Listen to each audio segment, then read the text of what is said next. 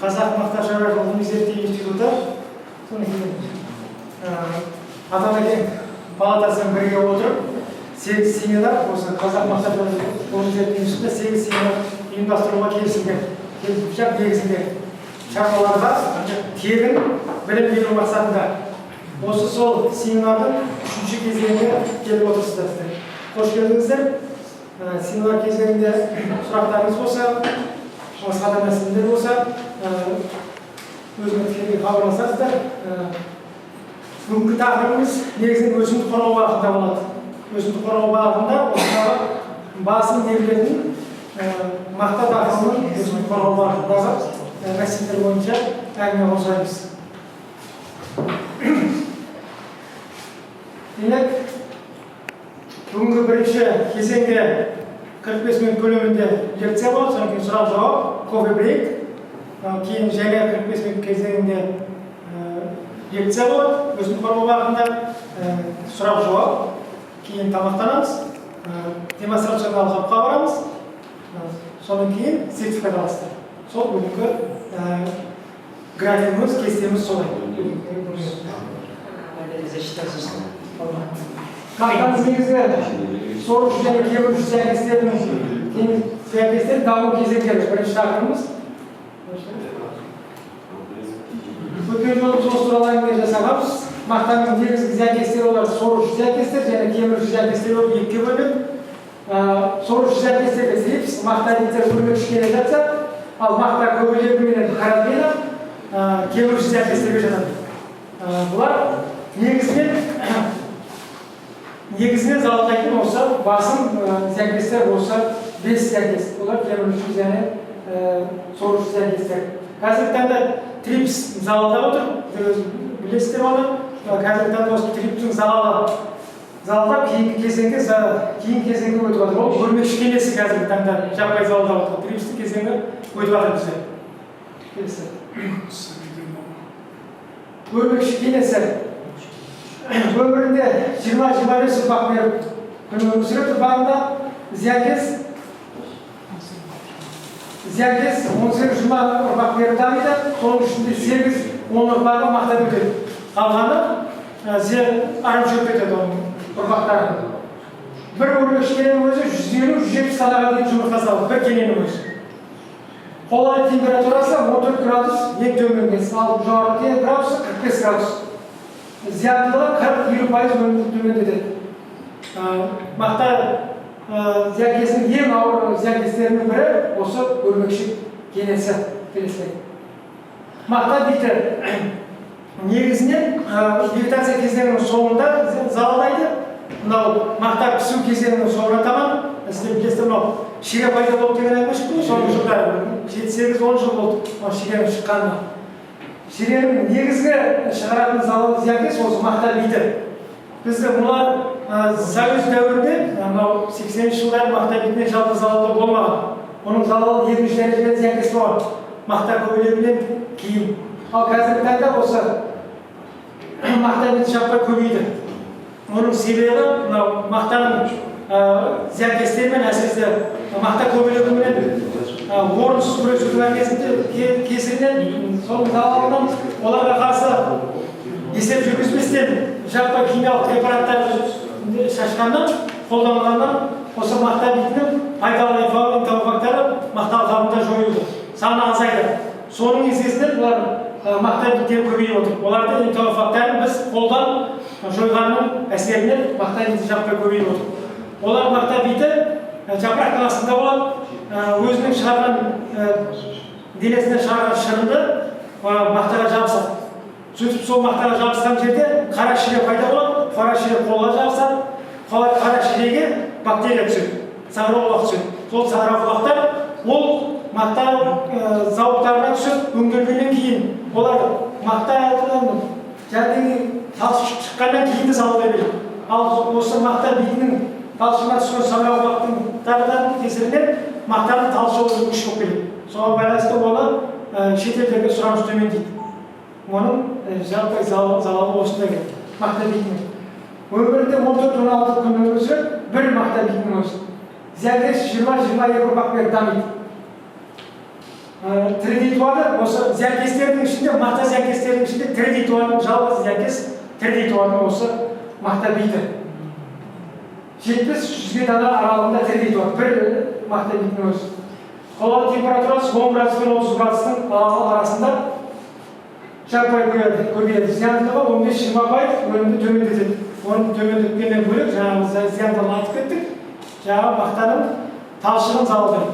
Сұранысты төмендетеді, шетелдегі мақтаның сұранысын төмендетеді. Келесі. Каротейна.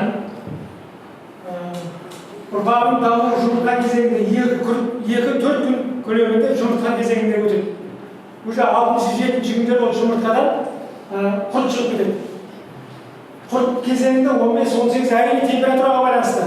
15-18 күн құрт күйінде гусеница күйінде залалда құрттың көсеуін жейді.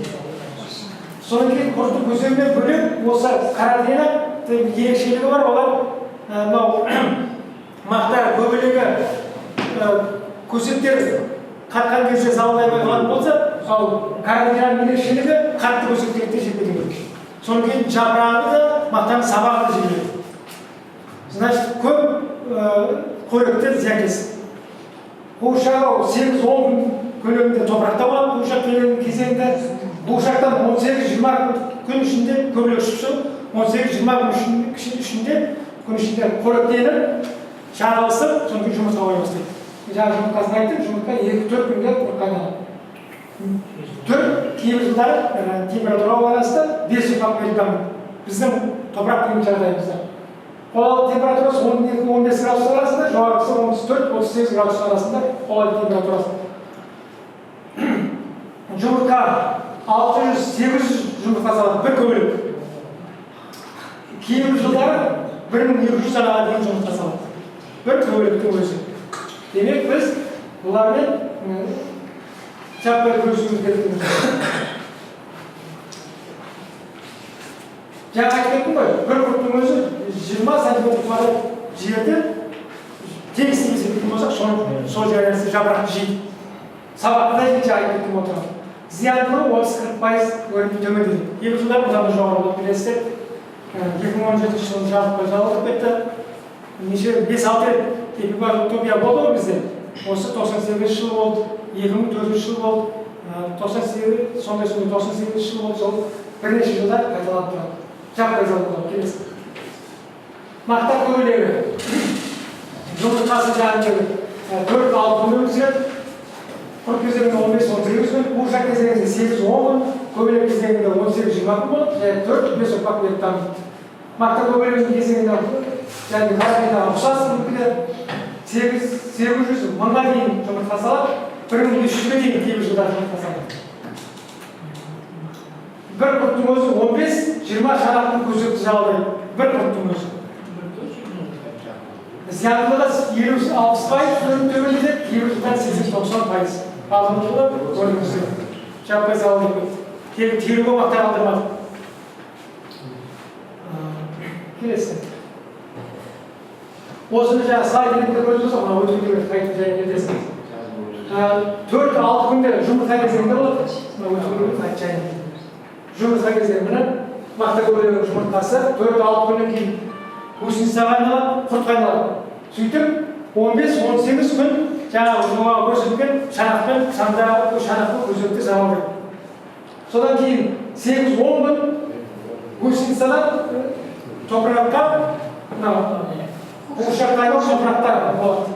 8-10 күн арасында. Одан кейін қуыршақтан көбелек шығып 18-20 күн бойы қоректеніп, гүлдің елерімен шырынмен қоректеніп отырып, шағылысып жұмыртқа тастайды. Осы бар бес цикл периоды бір айналымы, бір ұрпақтың айналымы осынша күнді құрайды бізде. Біздің топырақ климат жағдайында. Күрес әдістері ретінде жалпы белгілі агротехникалық, биологиялық, химиялық күрес әдістері белгілі. Осы күнде болған күрес әдістері, агротехникалық күрес әдістері ретінде терең жер жырту, сапалы қысқа сор шаю, тұқымды себудің қолайлы мерзімдері биыл керісінше тұқым себудің қолайлы мерзімдері бізде болмай тұр. Ауа райына байланысты біз кеш еліп қалдық, соған байланысты қазір зиянкестердің жаппай көбеюі байқалып отыр. Бірінші кезеңдегі мақта көбеюінің бірінші кезеңдегі вегетациялық кезеңдегі бірінші мақтадағы бірінші ұрпағы, ал жалпы биыл кезеңдегі екінші ұрпағы қазір жаппай залалап отыр. Мақта көбеюінің жаңағы айтқан. Осы тұқым себудің қолайлы мерзімдеріне байланысты. Биыл бірінші кезеңі мақтадағы бірінші кезең жаппай залалап отыр. Вегетациялық мерзім қысқа сорттарды егу. Мысалы олар қазір вегетациялық мерзімі қысқа сорттарды дейтін болса, олар мынау отандық сорттарды айтатын болсақ, мысалы мақтаның 40-07 сорты.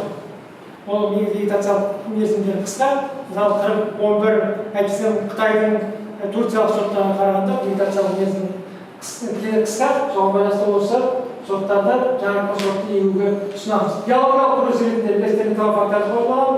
Трихограмма, брагмалдық оларды жеге тоқталамыз қазір. Биопрепараттар гибридицид, битоксобацилин және битокситурин. Бұлардың Түрген ақтөбеліктен отандық биопрепараттар бар. Бұлардың бәрі сағырауқаттардан тұрады. Бұлардың бәрі оларға жеге тоқталамыз және.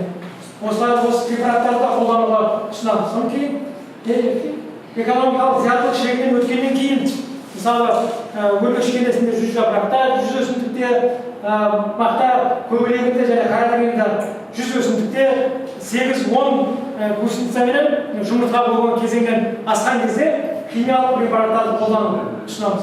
Химиялық препараттарды қолданғанда да жаңағы пәленше айтылды, түгенше айтылды емес, тек мынау Қазақстан Республикасы аумағында қолдануға рұқсат етілген, зерттеуден өткен препараттарды қолдануға ұсынамыз. Олар Қазақстанда қазір барлық препараттарды шашуға тыйым салынған. Олар тіркеу сынағы ретінде 2 жылда басқа ғылыми зерттеу институтында болады. Бізге ол сыр, жасырын бізге. Одан кейін біздің институтта өндірістік зерттеу өткізіледі. Демек, бір препарат, шетелден келген препарат Қазақстанда ендіріліп, осы Қазақстанда қолдану үшін кемінде 3 жыл сынақтан өтеді. Ал 2 жыл өткен жайын бізге сыр, бізге айтпайды, ғылыми институтта өткен. Ал 3-ші жылы бізде келіп өндірістік сынақтан өтеді. Ол дегеніміз әр препаратқа 2 гектардан кем емес жер бөлінеді. Сол өзінің қалай көрсетеді? Мақтаға кері әсері жоқ па? Мысалы, өрмек шекенесінде әйтпесем мақта көбелегіне өзінің тиімділік проценті қандай өзін көрсетсе ғана біз оларға ауыл шаруашылық министрлігіне арнайы ұсыныс береміз. Соның нәтижесінде ол препараттар Қазақстанға енеді. Рас, Қазақстанға енген препараттар шашылып жатыр. Олар базарда басқа официально өзінің тиісті органдарына олар айналып жатыр. Бірақ біз жаңағы Қазақстанда пайдалануға рұқсат етілген препараттарды ғана қолдануды ұсынамыз. Мақтада ақыл зиянкестердің санын биологиялық негізгі жолдары. Биологиялық күрес әдісінде ретінде энтомофагтардың жаңа түрлерін интродуциялау және жергіліктерге бейімдеу. Жаңа түрлер дегеніміз, мысалы бізде арнайы қазір бағдарлама бар. Мысалы Әзербайжан, Армения, Қытай, көршілес Өзбекстан, жалпы 5 мемлекеттің өсімдік қорғауға қандай жұмыстар істеліп жатыр деген бізде сондай жоба бар. Осы жоба аясында шетелде жаңағы 5 мемлекеттің қандай препараттарды қолданып жатыр олар. Соның ішінде интродуциялау дегеніміз энтомофагтарды шетелде қолданып жатқан энтомофагтарға әкеліп, жаңағы трихограмма, брак алтын көздерді бізге әкеліп, оларды биошеп біздің практикамызға жағдайымызға бейімдеу. Энтомофагтарды аял аумағында таратып, екеуі бір сөзге сайып тұр, осы жерде осы біздің топырақтың жағдайында осы энтомофагтарды тарату, шетелдің энтомофагтарды. Содан кейін сапа стандартына сай биолабораторияларда жұмысты жүргізу. Энтомофагтардың табиғи жерге бейімделген популяцияларын пайдалану. Жаңағы шетелден десек, сонымен қатар жаңағы өзіміздің топырақтың жағдайымызға бейімделген энтомофагтарды пайдалану. Содан кейін микробиологиялық препараттарды қолдану жағында отырғанымызды айттық. Келесі.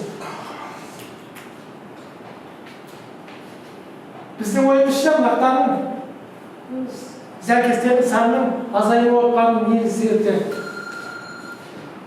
Олар білікті мамандардың тапшылығы, білесіздер, қазір саяждағаннан кейін көп жерлер мұғалімде, дәрігерде, басқа мамандықтарда шаруашыларға бөлінеді. олар 100% ауыл шаруашылығы бағытында маман емес. Содан кейін ішінара бос жерлердің көлемінің артуы, қарапайым зауытты агротехникаларды сақтамау. Оларға келсем сол, кейбір агротехникаларды сақтамаймыз, қарапшөптердің көбеюіне солардың жағдай жасаймыз, дер кезінде істей алмаймыз, олардың бәрінен тиянақты өзінің сай нелері бар, себептері бар. Бірақ оған қарамастан біз қарапайым агротехникалық шараларды сақтағанның өзінде де біз зиянкестердің жаппай көбеюіне азғантай да болса ықпал етеді. Биогендіктердің әлі де болса аз көлемде қолданылуы және олардың сапасына бақылаудың нашарлығы. Биогендіктерді қолданып отырмыз, биогендіктерді көбейтіп отырмыз, қолданып отырмыз. 20-дан аса биогендіктерді шығаратын биолабораториялар бар бізде. Екі болсақ тіпті 30-ға жуықтап қалады. Бірақ олардың қандай көлемде және қандай сападағы биогендіктерді шығарып отыр. Олар мақталы қабында өзін көрсете алады ма? Зиянкестерге жақсы жұмыс жасай алады ма? Олардың қоректік, олардың сапасына негізгі әсер ететін нәрсе қорегін сақтап беру. Сол қорек тиісті әсерлі қанты және басқа да препараттар нелері қорегі беріп жатыр ма? Әлсіз болып шыққан энтомофагтар, биогендіктер ол өзінің жұмысын далалы алқапта жасамауы мүмкін. Біз оны өзімізді алдап, ол жерге біз жібердік, энтомофагтардың көзіп жатырмыз дегенменен, егер ол әлсіз болса, күшсіз болса, оның сапасы болмаса, ол жаңағы мақталы алқапта өзін көрсете алмайды. Зиянкестерді жаппай жоя алмайды. Сондықтан біз оларға сапасын күшейтуіміз керек. Осы туралы заңнамаларға бірнеше өзгерістер енгізіліп жатыр.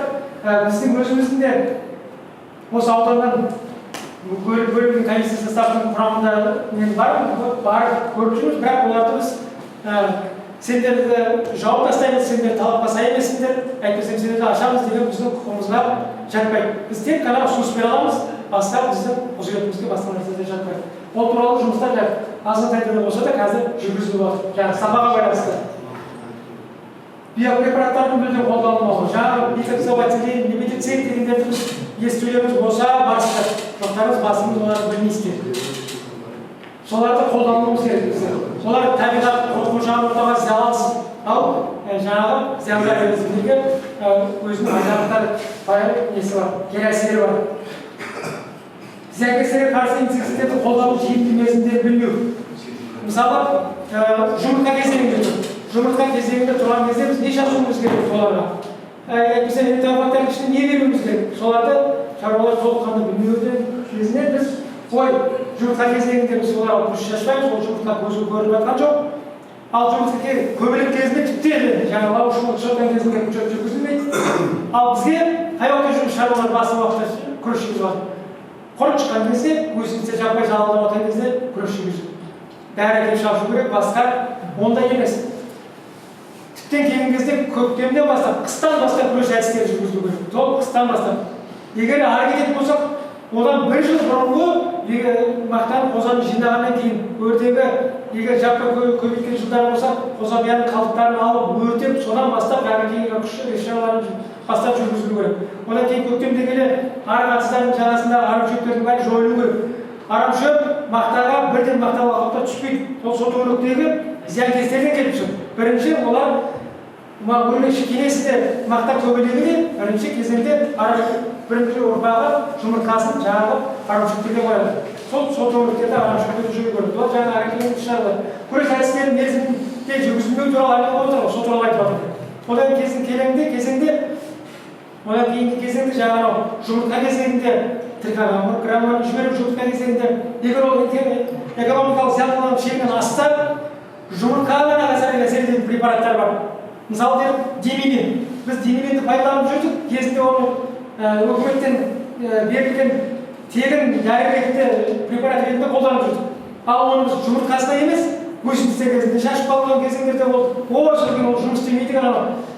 Дүние жүзінде ең қымбат препараттардың бірі демилин. Ал біздер ол шаруалардың үйінде, басқа жерде, бұрынғы жерлерде қайып өткендер бар шаруалай береді. Демилинді сұрамайды да білмейді. Өйткені ол ядро неге қымбат? Өйткені жаппай қыратын жұмыртқа кезеңінде біз олардан құтылатын болсақ, дер кезінде пайдаланып, мысалы демилинді. Өте тиімді болар еді. Ал бірақ біз оның дер кезін білмейміз.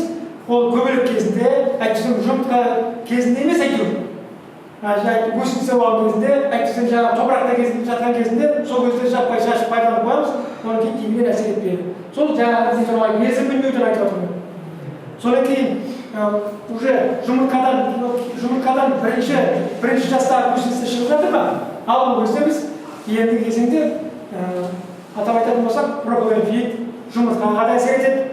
Бірінші жастағы гусеница құртқа да әсер етеді. Амплига, әйтпесем караген осы препараттарды қолдануға болады. Гусеница. Осы кезеңдерді біз нақты білуіміз керек. Сонда ғана біз жақсы күресе аламыз. Бір түрдегі инсектицидтерді бірінші рет пайдалану. Зиянкестерде препаратқа деген төзімділіктің пайдалы болуы. Біздің кезеңімізде емес, бізден үлкен кісілер айтады осы, біз өз басымыз оны көрмегенбіз. Сумиальфа бұрын әзірде бар, бұрында болған. Сумиальфа кезінде шашқан кезімізде құрттар жаппай қырылушы еді дейді. Якобы. Қазір сумиальфаны егізе тоза көлемде пайдалансақ та біз мерзіммен неғып жаппай қырмауы мүмкін. Неге? Өйткені жаңағы кезек инсектицидтердің препаратқа деген төзімділігінің жаппай артуынан олар жаппай қырылмайды кейбір препараттарға. Өйткені ол сол препарат шартылған бірнеше жыл шартылып кезден-кезеңге бірнеше жыл шартылған екен тауықтардың иммунитеті пайда болады. Сол препаратқа деген, сол әсер ететін затқа деген, сол иммунитет оны жаппай қырмайды. Ал қазіргі кезеңде жаңағы айтып кеттім ғой, 4-5 препарат жұмыс істеп жатыр қазір, мақтаны зиянкестеріне қарсы. Уақыттар болады, ол 5-6 жылдан кейін ол препараттарға да мақта зиянкестері тоқтамауы мүмкін. Сол туралы айтып жатқаным бұл жерде. Жаңағы соңғысында егіс алқабындағы шекараларында бізде 3 гектар, 5 гектар басқа, бір-бірімізбен, қоңсымызбен шекараға келісімге басқа жағдайларға байланысты кейбір жерлерде шекара алып тастағанбыз. Осылардың бәрі жаңағы зиянкестердің жаппай көбейетін залалдайтын жері. Біз соларды жойуымыз керек. Соларды жойуымыз керек. Сол балдарды жаңағы жойуымыз керек. Сонда ғана біз зиянкестердің санының азаюына жағдай жасауымыз мүмкін. Меніңше біріншісі неміз жоқ, келесі. Бірінші слайд бойынша, бірінші бөлімі бойынша осы сұрақтарымыз болса, өсімдік қорғау болса да актуальны мәселе, тіптен қазіргі кезеңде ең актуальны мәселе өсімдік қорғау бағытында. Сұрақтарымыз болса, сұрақтарымыз бар ма? Сұрақтарымыз болмады деген сөз демек. Болғанда неде бізге ауа райына сәйкес тура келмей жатыр ғой бұл жердің бәрі қазір. Нелерге? Биыл қолдар ауа райы кеш болды. Мақтар кеше июнь майдың 12-сінен бастап ектіміз. Оған жеңу үшін апрельден бастап не тастау керек жаңағы. Обработка. Трихограммадан бастайды, одан кейін обработка тастау керек. Соған еш тура келмейді ғой бізде. Енді золотой глазка жоқ деген золотой глазка жоқ. Золотой глазка нелерде жоқ па қазір? Жеткізілмейді ғой. Жаппай соларға солар жеткізу үшін, тауықтарды жаппай көбейту үшін, жеткілікті көлемді көбейту үшін мемлекеттік тарапынан қаржы бөлінеді. Олар әзір таңда алмайды ғой. Ал жыл соңында олардың обработка жасалынған көлеміне байланысты, берген тауықтарға байланысты биогенеттерге, биогенетик өндіретін биофабрикалар мен биолабораторияларға жеткілікті көлемде қаржы бөлінеді. Биылғы көлем меніңше болмаса 150 миллион көлемінде қаржы бөлінген осы алған. Олар соны жеткізіп беруге тиісті. Алтын көз кезеңінде алтын көзді, трихограмма кезеңінде трихограмманы, ал габробракин кезінде габробракин жеткізіп беруге тиісті ол. Сол шығарған көлеміне олар мемлекеттен қаржы алады. 150 миллион теңгеден қаржы емес ол. Сол ауыл шаруашылық министрлігінің шаруаларға беріп отқан қайтарымшылық басқасы. Көмегі осы. Тегін ба тұтау? Тегін. Не онда бір шақ келмейді? Аман барып, өздеріңіздің паспорттарыңызды тұрып, барып, сол 5 гектарыңыз бен 10 гектарыңызды тиісті көлемде мақтаралған жерде ол? Мен мақтарал сендерде мынада бар ғой, кім бар осы? Мен айттым ғой келіндерді, қара бөсексін. Келіндерді не бар? Ауылға күшіліктеріне хабарласып, әр биолаборатория бір ауылға екеуден бар. Екеуден барып алыңыздар. Жоқ, мекен жайы қай жерде? Мен бәрін жүзімін білмеймін. ауыл әкімшіліктеріміз әкімшілігіне хабарласыңыздар, солардың бар ауыл әкімшіліктер біреуден екеуден бар, кемінде біреу. Банкамен әкелетін ба сіз айтып? Банкамен де әкеледі, жаңағы әкімдігімен де әкеледі.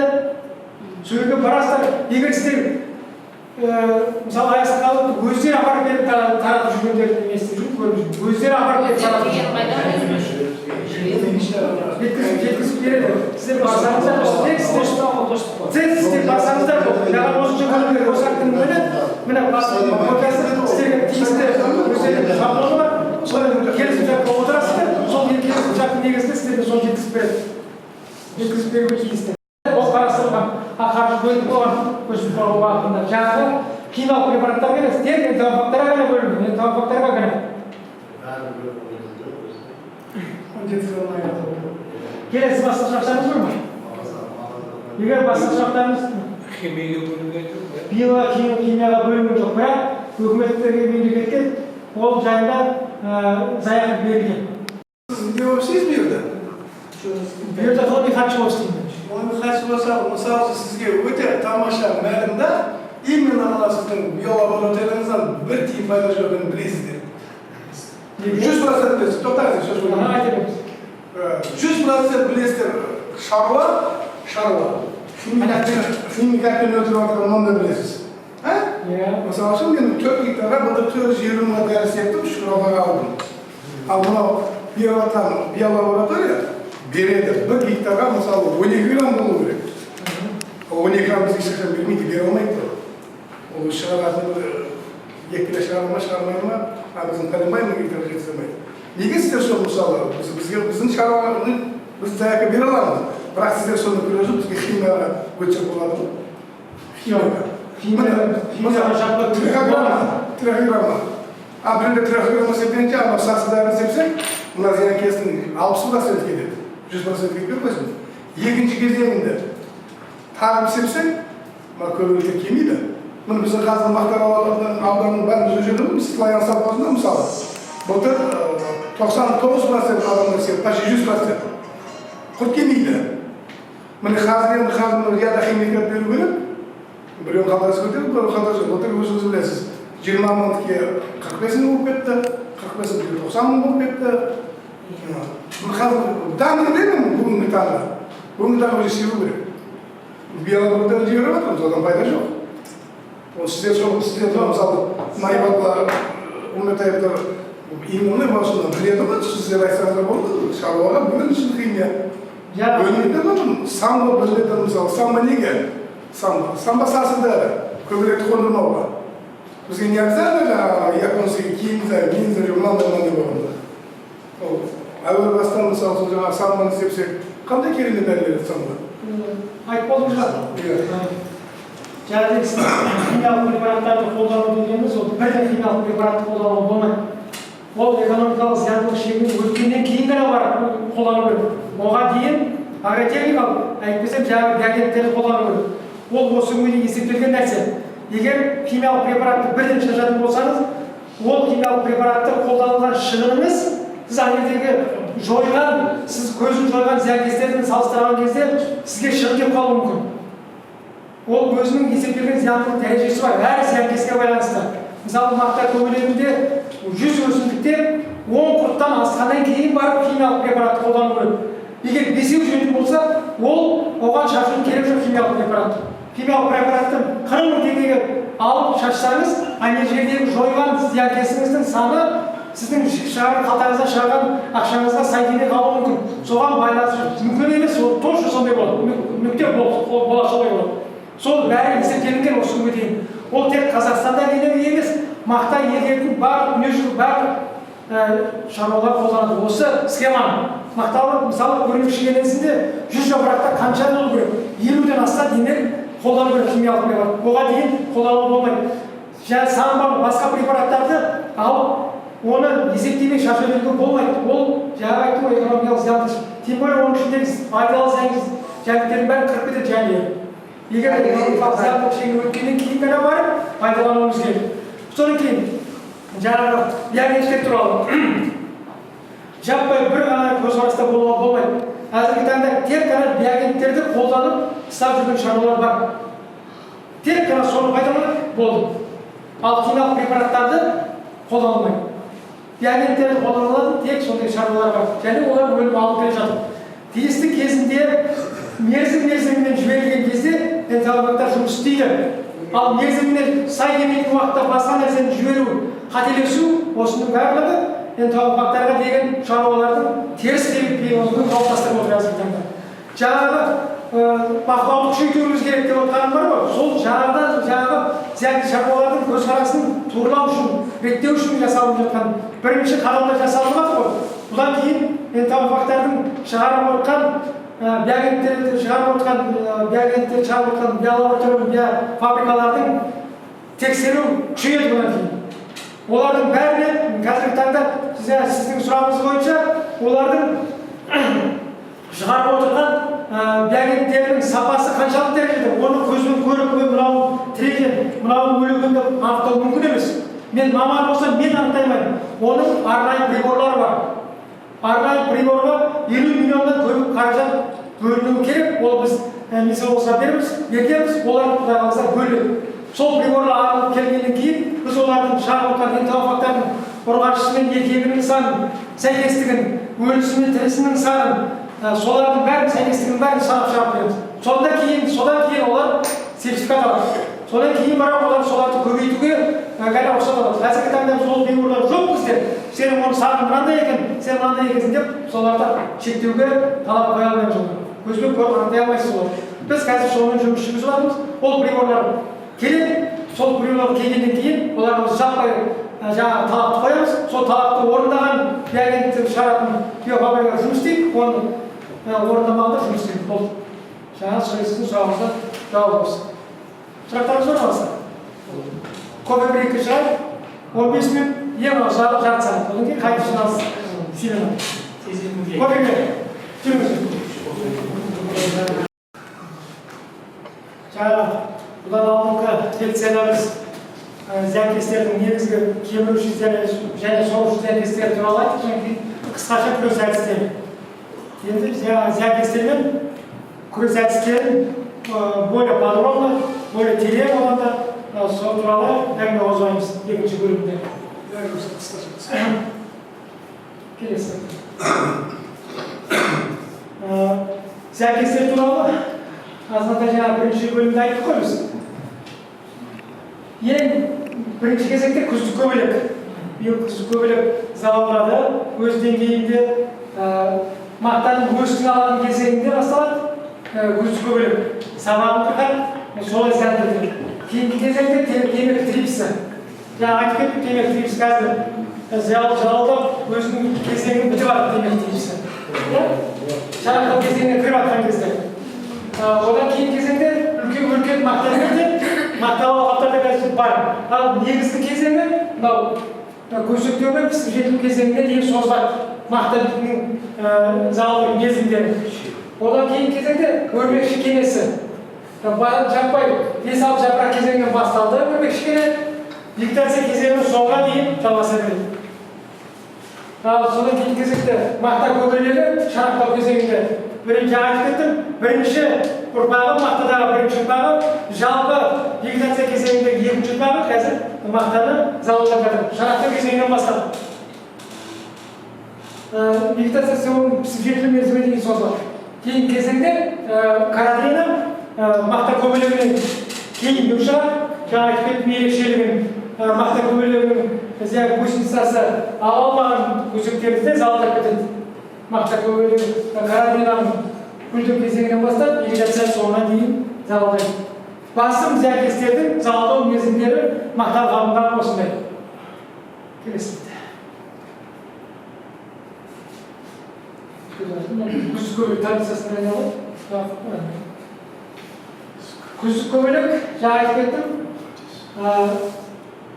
тек қана мақтада емес, басқа да 100-ге жуық өсімдіктерді залалдайды. Оның ішінде мақта да бар.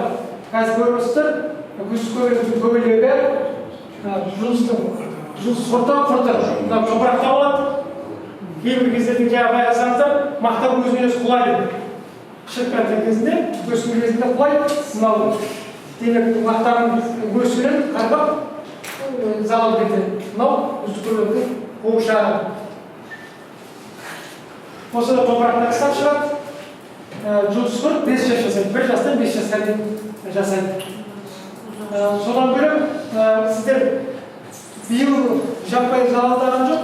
Былтырғы жылы мынау пролушник деген болды, иә? Пролушник. Сымғұрт дейді қазақшасы. Пролушник сымғұрт болды. Өте қатты. Сол қатты сымғұрттың өзі сол сымғұрт кезеңінде 5 жыл өмір сүреді. Сымғұрт кезеңінде сымғұрттан жұмыртқаға, одан көбелекке ұқсап бөлінеді. Сымғұрт кезеңінде 5 жыл өмір сүреді. 5 жасқа бөлінеді. Кішкентай болады, одан 2 сантиметр, 3 сантиметр, осылай 5 жас өмір сүреді. Сымғұрт кезеңінде. Былтыр білесіздер, мына әсіресе мақтаменен қауынның жер асты суы жақын жерлерде, сай жерлерде жаппай залалдар жатты. Оған агротехникалық әдістен бөліп жаңағы ең соңында біз былтыр химиялық өз әдістерін жасадық. Мақтаны да, қауынды да оның шыққан-шықпағанына қарамастан тұқымды дәрілеуі керек. Қауынды да, мақтаны да. Оның жаңағы сіңге ендірген препараттар бар. Ол мынау туесеп, пончо, осы препараттар жаңағы сыңғыртты жоғалтпайды. Соны өзінің тиісті дәрежесінің көлемінде дәрілеуі керек. Сонда ғана біз жаңағы пролушникті ұқтамыз. Біз қазір күз көреміз, пролушник туралы айтпаймыз. Келесі.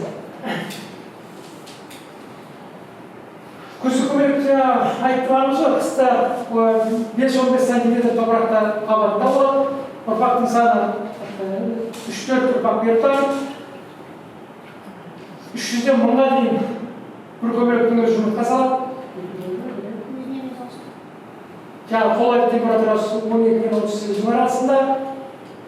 Декадада орташа температурасы 15-18 градустың арасында болған кезде жұмыртқа сала бастайды. Көмелекке өту 50 градуста жаппай тиімді температураның қосындысы. Дернәсілге өту 300 градус жинаған кезде қуыршаққа өту 200 градус және бір ұрпақтың дамуына жалпы 550 градус қолайлы температура керек. Соны жинаған кезде несіне тиімді температура жинаған кезде ұрпақтан ұрпаққа өтеді. Экономикалық зиянның шегі, мен қайта-қайта айтып жатырмын, әр зиянкеске айтылды, экономикалық зиянның шегі 100 өсімдікте 8-10 жұмыртқа және жұлдызқұрт болған кезде. Мақта көбелегін айтып тұр қазір. Келесі. Зиянкестер жаңа айттым, мақта тақым зиянкестерін биологиялық қорғау үшін ісінде энтомофагтарын биопрепараттарды қолдану. Энтомофагтарға жаңа тригограмма, кабрабракон, злаковый алтын көз болса, биопрепараттардан 3 битоксабацилин, гепатицин, ақкөбелек бар отандық, осы препараттарды қолдану керек. Күрес әдістерінде. Тригограмма жалпы табиғатта 13-14 ұрпақ беріп дамиды. Бір ұрпағының дамуы 30 градуста 8 күнді құрайды. Ұрғашысының өнімділігі 25-50 дана тұқым салады. Тригограмманың жаңағы суретте көріп отырсыздар ма? Тиімді температурасы 23-25 градус, салқындылығы 75-80 градус процент. Жаңағы орташа 6 килограмм цитотрау тұқымнан 3,5 килограмм тригограмма алынады. Емір үшін әкестерге қараса. Жұмыртқасына қарсы қолданылады. Энтомофаг. Енді бракон. Бір тәулікте бір браконның көбесі 3-4 жастағы 100-150 оқытты шағыз алды. Бір браконның өзі көрдіңіздер пайдасының өзі қандай пайдалы. Оларды саны есебі 1-ге 20, 1-ге 10 және 1-де 5 арақатынас есебінде 3 рет жіберу керек. Әр 4-5 күн сайын гусеницаға қарсы, жұмыртқаға қарсы емес, басқаға қарсы емес, гусеницаға, құртына қарсы. Жаңа 1-де 20, 1-де 10 дегеніміз зиянкеспенен пайдалы энтомофагтардың арақатынасы бұл. Жаңағы қоректер туралы. Таза балмен қоректенген бракон 250-300-ге дейін тұқым салып қоюы мүмкін. Таза балмен қоректенген кезде, жағдай болған кезде, қоректі ортасы болған кезде. Бір мақта көбелегінің жұлдызқұртында 30-40-қа дейін бракон дернәсілі дамуы мүмкін. Қазір шығып отыр ғой, браконның дернәсілі бір құртта. Мына сурет неше жыл бұрын Осы біздің лабораторияда свет байға тұрыспайсыздар. Айсараң алып келеміз. Сол браконьерлар келесінен неше бракон шығарған жұмыс көрді. Ылғалдың қалыпсыз 80% көлемді бракон табиғатта жағдайында 8-9 бактерия дамиды. Келесі бар. Алтын көз. Кіші жастағы жұмыссыздықтармен сонымен қатар сорғыш зиянкестерге де қолданылады. Алтын көз табиғатта 3-5 бактерия дамиды. Олардың температурасы 25-30 градус, салыстырмалы ылғалдылық 60-65%. Демек, жабайы болса зиянкестердің қарағанда пайдалы интамофактардың қолайлы температурасы азғантай ғана төмендеу. Демек, бұларға оптимальды температура болу үшін үлкен ыстықтың қаламайды. Таңертең кешке жіберу керек деген сияқты әңгімелер осы жерден шығып жүреді. Алтын көз орташа 400-600 дана тұқым қояды. Тұқым салмағы көлемінде жоғары. 1000 өсімдіктер, 100 өсімдіктер. 10-12 дарадан асқанда алтын көз 1-30 қара қатынасында болуы тиіс, жіберуі тиіс. Осында тиімділігін көрсетеді. Дер мәселе мынау жұмыртқаны жойып жүрген дер мәселе алтын көз. Мына сіздер мақталағаттарды көріп жүрсің ғой, мынандай тұқым қойып жүрген. Алтын көздің өзін жапқа көріп жүрсіздер. Осы трактормен басқа нәрсені жүрсеңіздер, соларға сеялкаларға айтып, сеялка болмаса жаңағы селитра беретін органдар бар ғой, культиватор. Соларға жабылса көзі көп болады ма имагасын, осы жерде. Көзі шығып болады имагасын. Міне жұмыртқасы жаңағы төртеуін де сөйлетті. Дер мәселе имагас жұмыртқасы және тұқымы. Келесі. Бүгін жаңағы биолабораториядағы биогенеттердің сапасына айтып отырмыз ғой, сапа туралы, сапа көрсеткіштері. Шаруалардың биогенеттерге деген көзқарасын жақсарту үшін олардың сапасы тиісті деңгейде болу керек. Сонда ғана шаруалар жұмыс істейді, интамофактар жаңағы зиянкестерге қарсы. Сонда ғана шаруалардың көзқарасы интамофактар оңалады. Сонда ғана қоршаған ортаның жағдайы жақсарады. Сонда ғана химиялық препараттарды қолдану төмендейді. Олар нелер? Триколораманы үшін сапа көрсеткіштері, цитотропты көбейтілген белгілері көрсеткіштері. 1 грамдағы триколораманың қуыршақтарының саны 70 арада кем болмауы керек. Қуыршақтың өміршеңдігі 85%-да кем болмауы керек. Ал алалықтар мен аталықтардың үлес салмағы 1,5-1. Тіршілік ұзақтығы күндерге 25 градус температурада 75% ылғалдылықта 7 күннен кем болмауы керек. Жарамсыздардың саны 5%-дан жоғары болмауы керек. 100%-да баратын болсақ, 5% ғана жарамсыз, қалған 95% жарамды болу керек. Оның жарамсыз жаңа айтып кеттім, болашақта болатын приборлар арқылы ғана анықтаймыз. Келесі. Ендігі кезеңде бракон туралы. Жарамсыздардың саны 5%-дан жоғары көбею керек. Bir аналықтың өзі талдыға жұмыртқаның дана 70-тен төмен болмауы керек. Данадан. Емағаның тіршілік ұзақтығы күндерде 28 градуспен 75% ылғалдылықта 10 күннен кем болмауы тиіс. Bir спорттан шығатын браконның саны 5-тен кем болмауы керек. Аналықтар мен аталықтардың үлес салмағы 1,5-1. Сәйкесінше аталықтары аналықтар және пілләнің миллиметр ұзындығы 2,5, 2,2, 3,6 миллиметрден кем болмауы тиіс. Көрдіңіздер ғой, бұл өте кішкентай, талабы өте жоғары. Келесі. Цитотропты көбейтілген алтын көздің қойылатын талаптары. Зақымдалғандардың саны, залдан қалды ма зақымдалған? 3%-дан болады, 3%-дан жоғары болып тиіс. Пілләнің салмағы миллиграмм, 5 миллиграммнан кем болмауы тиіс. Алалықтар мен аталықтардың саны 1,1 есе, жаңағы 26 градустан тіршілік ұзақтығы және проценттің қалыңдығы 75 күнде, 20 күннен кем болмауы керек. Bir аталықтың өзін талдау жұмыртқаның дана 500-ден кем болмауы тиіс. Өміршеңдігі пайыз есебінде жұмыртқа піллә 94% және имагөленің аталықтың аналығының өлшемділігі 10 мм және аталықтығы 8 мм-ден кем болмауы тиіс. алтын көзге қойылатын талаптар осындай. Содан кейін мақтау алқаптардан біз мынау феромон тұтқыштарды тиімді дәрежеде және өз талап деңгейінде қолдануымыз керек. Феромон тұтқыштар. Феромон тұтқыштар болжам ретінде де, содан кейін олардың болжам ретінде олардың жаппай ұшу кезеңдерін анықтайтын бірден бір осы прибор құрылғы. Өйткені оны сонымен қатар сізге ескермелеріңіз керек, феромон тұтқыштарға мақта көбелегінің тек қана еркегі ғана түседі. Оған ұрғашы түспейді. Еркегінің ұшу кезеңінде ұрғашысыз ұшу шығады. Олар шағылысу керек. Осы кезеңде феромон тұтқыштарға түскен көбелектің саны менен олардың жаппай ұшырған кезеңін анықтауымыз болады. Содан кейінгі ғана кезеңде жұмыртқа алды ма, демек олар жұмыртқа қойып ұшып шықты ма, демек олар қоректенгеннен кейін жұмыртқа қоймады деген сөз. Жұмыртқаға қарсы жаңағы трикограмманы пайдалануымыз керек. Болжам ретінде пайдалануымыз керек. Сонымен қатар олардың еркектерінің санын азайтуымыз керек. Феромон тұтқыштар арқылы. Сәйкесінше табиғаттың заңы еркектер аз болған сайында олардың ұрғашыларына шағылысу көлемі де төмендейді, сәйкесінше жұмыртқа салу көлемі де төмендейді. Мына сөздерге көп алулар бар. Феромон тұтқыштардың алқаптарда 200-300 метр аралығында орташа әр 3 кескеттерге бір данадан орнатылуы тиіс. Феромон тұтқыштар. Егер шамалғаларымыз келсе, бір гектарға біреу болсаңыздар да болады.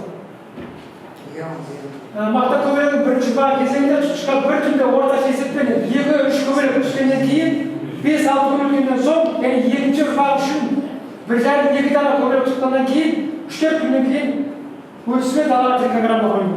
Жаңа айтып өттік, 20 күн жүріп 20 күн жүріп 5-6 күн өткеннен кейін түскеннен кейін жаңағы феромон тұтқыштарында 2-3 көбелек түсті ма, демек олардан кейін 5-6 күн өткеннен кейін біз далаға трикограмма жүргіземіз керек. Значит, олар шағылысып, жұмыртқа қоя бастайды деген сөз. Демек алқапта трикограмманы жіберуіміз керек. Алқапқа жұмыртқа бар деген сөз жерде. Бір феромон тұтқышына зиянкештердің бірінші ұрпағында және екінші ұрпағында бір түнде орта есеппенен 15-20 осындай болды ма істеді, ловушкаға 15-20 не түскен, көбелек түскен.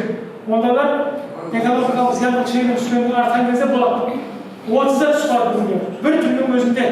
Демек олар экологиялық зияндық шегінен асып деген сөз. Оған демек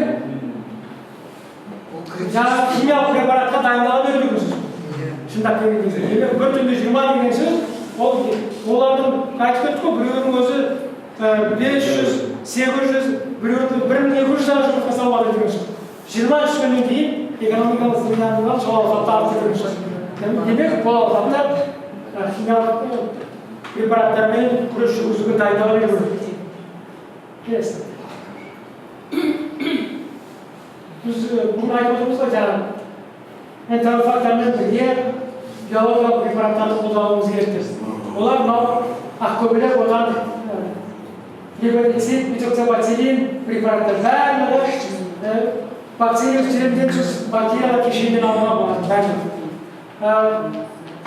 Зиянкеске мақта көбелегіне зияндылығы бар, гусеницасына қарсы, денесіне қарсы, құртына қарсы. Ал қоршаған зияндылығы төмен. Жоқ. Сондықтан осы препаратты алып тұрғанымыз керек. Бұл препараттар кезінде болған союз кезінде, бірақ кейбір мәселелерге байланысты сенімсіздік артпаған бұл препараттар. Жаңағы химиялық бір кемшілігі бар. Химиялық препараттар құсап 100% алатын химиялық препарат жоқ қой.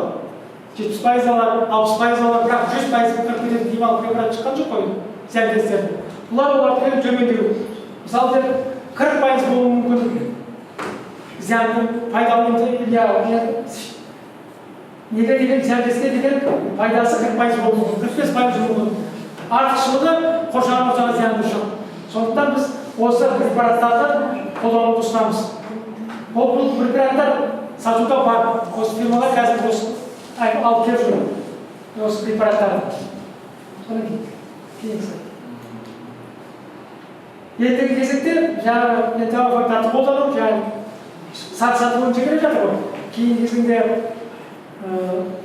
жаңағы биопрепараттарды қолдану, гепатит, ақкөбелектер. Ал Оларды қолданып біз экономикалық зиянды шығынын артықлайтын кезінде химиялық препараттарды қолданып ұстамыз. Ол химиялық препараттар жаңағы айтып кеттім, Қазақстан Республикасында қолдануға рұқсат етілген зерттеуден өткен препараттар. Сізде барлық препараттар тұр.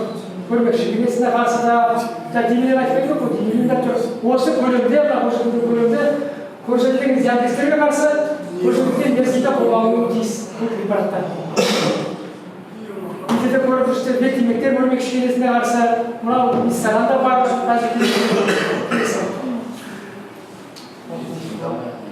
Бәрі препараттар осы жерде көрсетілді. Мынау нурезада бар, сүйәлбаны жазып тұр.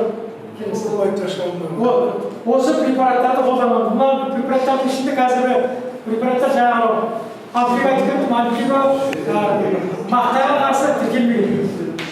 Мақтаға қарсы тіркелмеген, мақтаға қарсы қолданылып тіркелген препараттар жаңағы өзінің тиімділігін көрсетіп жаңағы проплатин, караген, осы препараттар мақтаға қарсы өзінің тиімділігін көрсетеді. Сұрақтарыңыз бар ма? Күрес әдістері бойынша? Значит, толық түсіндігі, әйтсем, болса қазір білейін бәрі түсінді. Егер қарсы болмасаңыз қазір неге мақтал алғанға барайық, көлік берем, сұрақтарыңыз болса айтыңыздар, содан кейін тамаққа барайық, осы жерге кейін қайтып келіп сертификат алыңыздар, бар осы. Осы жерге келіп сертификат алуыңыз керек осы. Соған дейін жазып дайындап қояды.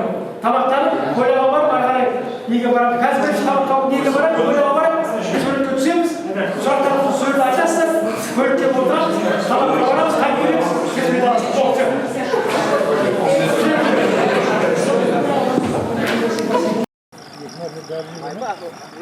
О, май! Африка, ол не екінші тұр? Ол баттақ кезінде қайтып келеді болсын. Бәрі өлте самғаға. Тонна көтереді, тонна. 4-5 жапырақ кезінде пәлен беру керек. Шанаққа отыратын кезде пәлен беру керек. Өзінің нормасы бар өзінің. Мен 8-ді еттім де. Сүтінде 500-ді қашан бердіңіз? Осы. Бәрі тегіс шыққан. Сіздердің көңілдері үшін айтып алыңыздар, жақсы мақтан. Bir jarımda butonlar düştü.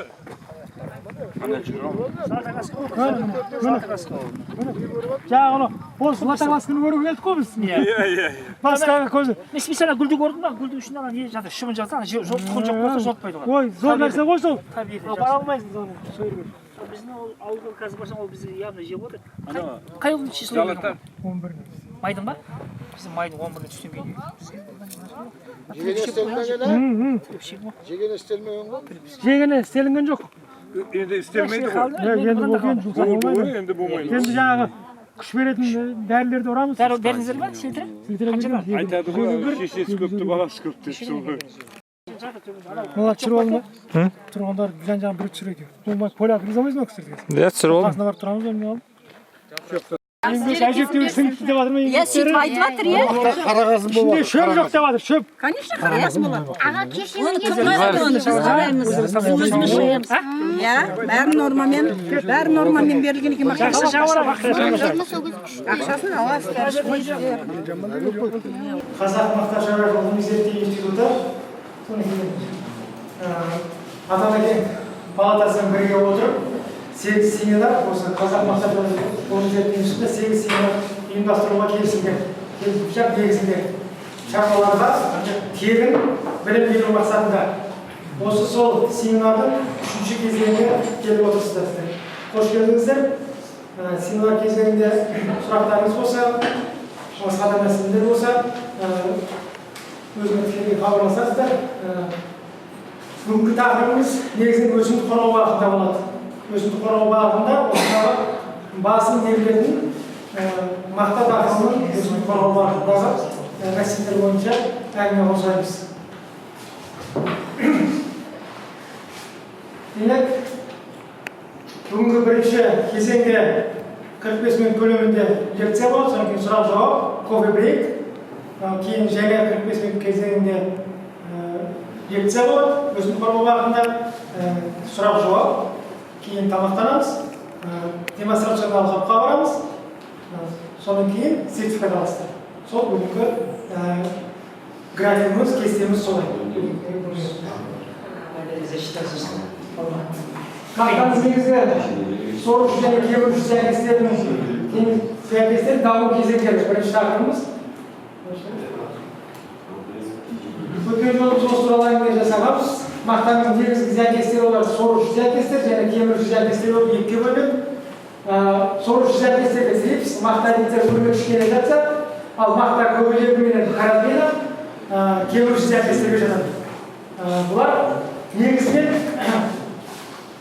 негізінен зауыттайтын осы басым зиянкестер осы 5 зиянкес. Олар кеміруші және сорушы зиянкестер. Қазіргі таңда трипс залда отыр, білесіздер оны. Қазіргі таңда осы трипстің залда кейінгі кезеңге өтіп жатыр. Ол өрмекші кенесі қазіргі таңда жаппай залда отыр. Трипстің кезеңі өтіп жатыр бізде. Өрмекші кенесі өмірінде 20-25 ұрпақ беріп күні өмір сүреді. Бағында зиянкес 18-20 ұрпақ беріп дамиды. Соның ішінде 8-10 ұрпағы мақта өтеді. Қалғаны арымшөп кетеді оның ұрпақтары. Бір өрмекші кененің өзі 150-170 санаға дейін жұмыртқа салады, бір кененің өзі. Қолайлы температурасы 14 градус ең төменгі, ал жоғары температурасы 45 градус. Зияндылығы 40-50% төмендетеді. Мақта зиянкесінің ең ауыр зиянкестерінің бірі осы өрмекші кенесі. Мақта биті негізінен вегетация кезеңінің соңында залалдайды. Мынау мақта пісу кезеңінің соңына таман, сіздер білесіздер, мынау шире пайда болып деген әңгіме шықты ғой, соңғы жылдары 7-8-10 жыл болды ширенің шыққанына. Ширенің негізгі шығаратын залал зиянкес осы мақта биті. Бізді мұлар Союз дәуірінде, мынау 80-ші жылдары мақта битінен жалпы залалды болмаған. Оның залалы екінші дәрежелі зиянкес болған. Мақта көбелегінен кейін. Ал қазіргі таңда осы мақта биті жаппай көбейді. Оның себебі мынау мақтаның зиянкестерімен әсіресе мақта көбелегімен орынсыз күресудің кесірінен соның залалынан оларға қарсы есеп жүргізбестен жаппай химиялық препараттар шашқаннан, қолданылғаннан осы мақта битінің пайдалы энтомофагтары мақта алқабында жойылды, саны азайды. Соның нәтижесінде бұлар мақта биттері көбейіп отыр. Оларды энтомофагтарын біз қолдан жойғанның әсерінен мақта биті жаппай көбейіп отыр. Олар мақта биті жапырақтың астында болады, өзінің шығарған денесінен шығарған шырынды мақтаға жабысады. Сөйтіп сол мақтаға жабысқан жерде қара шире пайда болады, қара шире қолға жабысады, қара ширеге бактерия түседі, саңырауқұлақ түседі. Сол саңырауқұлақтар ол мақта зауыттарына түсіп өңделгеннен кейін олар мақта шыққаннан кейін де залал береді. Ал осы мақта битінің талшығына түскен саңырауқұлақтың кесірінен мақтаның талшығы күш болып келеді. Соған байланысты оны шетелдерге сұраныс төмендейді. Оның жаппай залалы осында келеді. Мақта битінің. Өмірінде 14-16 күн өмір сүріп, бір мақта битінің өзі. Зиянкес 20-22 ұрпақ беріп дамиды. Тірідей туады, осы зиянкестердің ішінде, мақта зиянкестердің ішінде тірідей туатын жалғыз зиянкес, тірідей туатын осы мақта биті. 70-100 дана аралығында тірідей туады, бір мақта битінің өзі. Қолайлы температурасы 10 градус пен 30 градустың арасында жаппай көбейеді. Зияндылығы 15-20% өнімді төмендетеді. Оның төмендеткеннен бөлек жаңағы зияндылығын айтып кеттік. Жаңағы мақтаның талшығын залалдайды. Сұранысты төмендетеді, шетелдегі мақтаның сұранысын төмендетеді. Келесі. Карантина. Ұрпағының дамуы жұмыртқа кезеңінде 2-4 күн көлемінде жұмыртқа кезеңінде өтеді. Уже 60-70 күндер ол жұмыртқадан құрт шығып кетеді. Құрт кезеңінде 15-18 әрине температураға байланысты. 15-18 күн құрт күйінде көшетістер күйінде залалда құрттың көсегін жейді. Содан кейін құрттың көсегінен бөлек осы карантина ерекшелігі бар. Олар мақта көбелегі көсептер қатқан кезде залалдай байқалатын болса, ал карантинаның ерекшелігі қатты көсептерді жеп кету керек. Содан кейін жапырағы да мақтаның сабағы да жебеледі. Значит, көп қоректі зиянкес. қуыршағы 8-10 күн көлемінде топырақта болады. Қуыршақ келген кезеңде қуыршақтан 18-20 күн ішінде көбелек шығып, 18-20 күн ішінде қоректеніп, шағылысып, содан кейін жұмыртқа қоя бастайды. Жаңа жұмыртқасын айттым, жұмыртқа 2-4 күнде қайнайды. Кейбір жылдары температура байланысты 5 ұрпақ беріп біздің топырақ деген жағдайымызда. Қолайлы температурасы 12-15 градус арасында, жоғарғысы 34-38 градус арасында қолайлы температурасы. Жұмыртқа 600-800 жұмыртқа салады, бір көбелек. Кейбір жылдары 1200 санаға дейін жұмыртқа салады, бір көбелектің өзі. Демек біз бұлармен жаппай күресуіміз керек. Жаңа айтып кеттім ғой, бір құрттың өзі 20 сантиметр квадрат жерді тегістік есептейтін болсақ, сол жерден жапырақты жейді. Сабақты да жейді айтып кеттім отырған.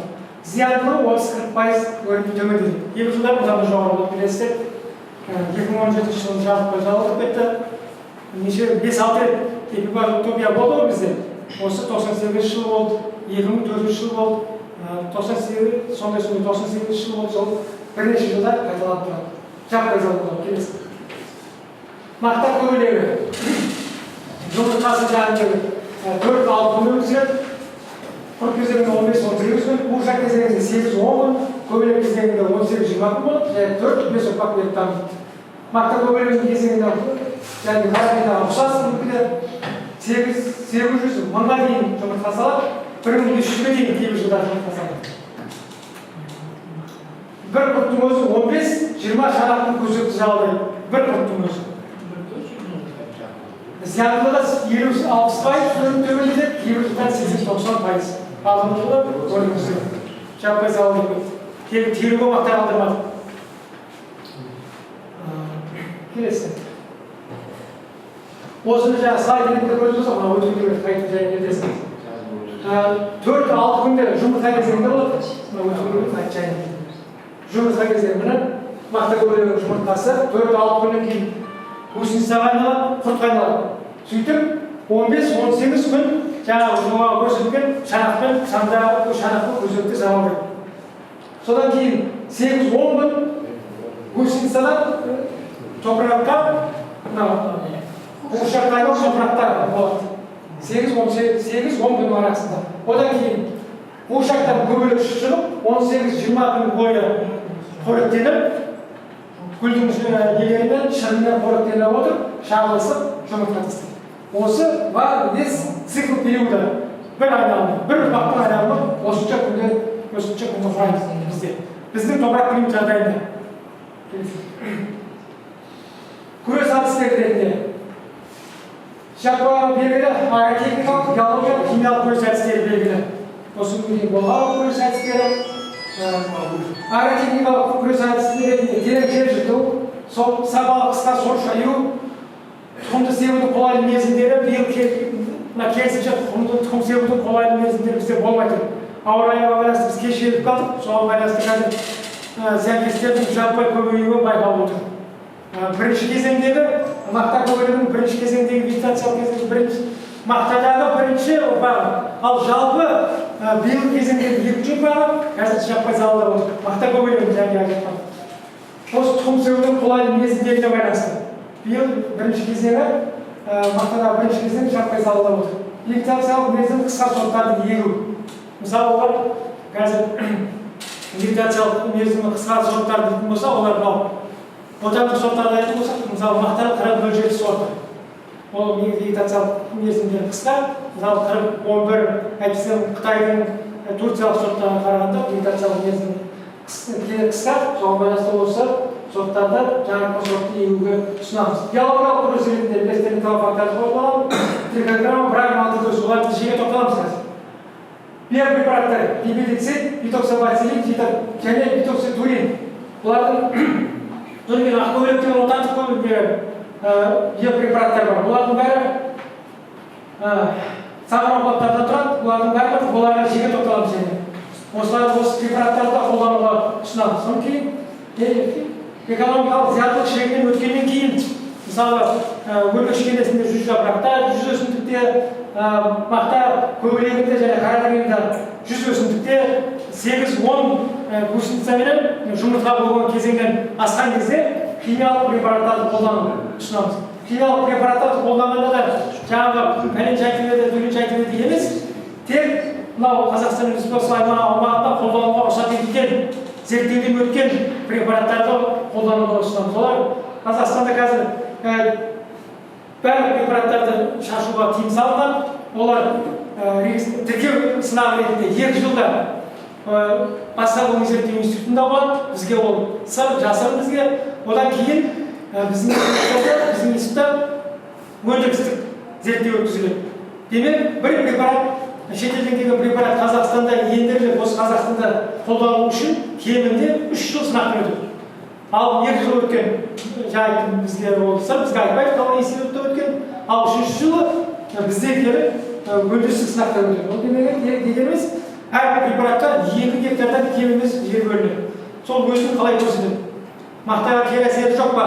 Мысалы, өрмекші кенесінде әйтпесем мақта көбелегіне өзінің тиімділік проценті қандай? Өзін көрсетсе ғана біз оларға ауыл шаруашылық министрлігіне арнайы ұсыныс береміз. Соның нәтижесінде ол препараттар Қазақстанға енеді. Рас, Қазақстанға енген препараттар шашылып жатыр. Олар базарда басқа официально өзінің тиісті органдар байланып жатыр. Бірақ біз жаңағы Қазақстанда пайдалануға рұқсат етілген препараттарды ғана қолдануды ұсынамыз. Мақта дақыл сәйкестерінің санын биологиялық негізгі жолдары. Биологиялық күрес әдісінде ретінде энтомофагтардың жаңа түрлерін интродуциялау және жергіліктерге бейімдеу. Жаңа түрлер дегеніміз, мысалы бізде арнайы қазір бағдарлама бар. Мысалы Әзербайжан, Армения,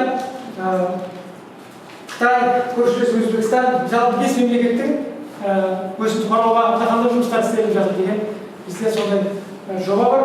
Осы жоба аясында шетелде жаңағы 5 мемлекеттің қандай препараттарды қолданып жатыр олар. Соның ішінде интродуциялау дегеніміз энтомофагтарды шетелде қолданып жатқан энтомофагтарға әкеліп, жаңағы программа бірақ алтын көздерді бізге әкеліп, оларды бейуші біздің практикамызға жағдайымызға бейімдеу. Энтомофагтарды аяқ аумағында тарату екеуі бір сөзге сайып тұр, осы жерде осы біздің топырақтың жағдайында осы энтомофагтарды тарату, шетелдің энтомофагтарды. Содан кейін сапа стандартына сай биолабораторияларда жұмысты жүргізу. Энтомофагтардың табиғи жерге бейімделген популяцияларын пайдалану. Жаңағы шетелден десек, сонымен қатар жаңағы өзіміздің топырақтың жағдайымызға бейімделген энтомофагтарды пайдалану. Содан кейін микробиологиялық препараттарды қолдану жағында отырғанымызды айттық. Келесі.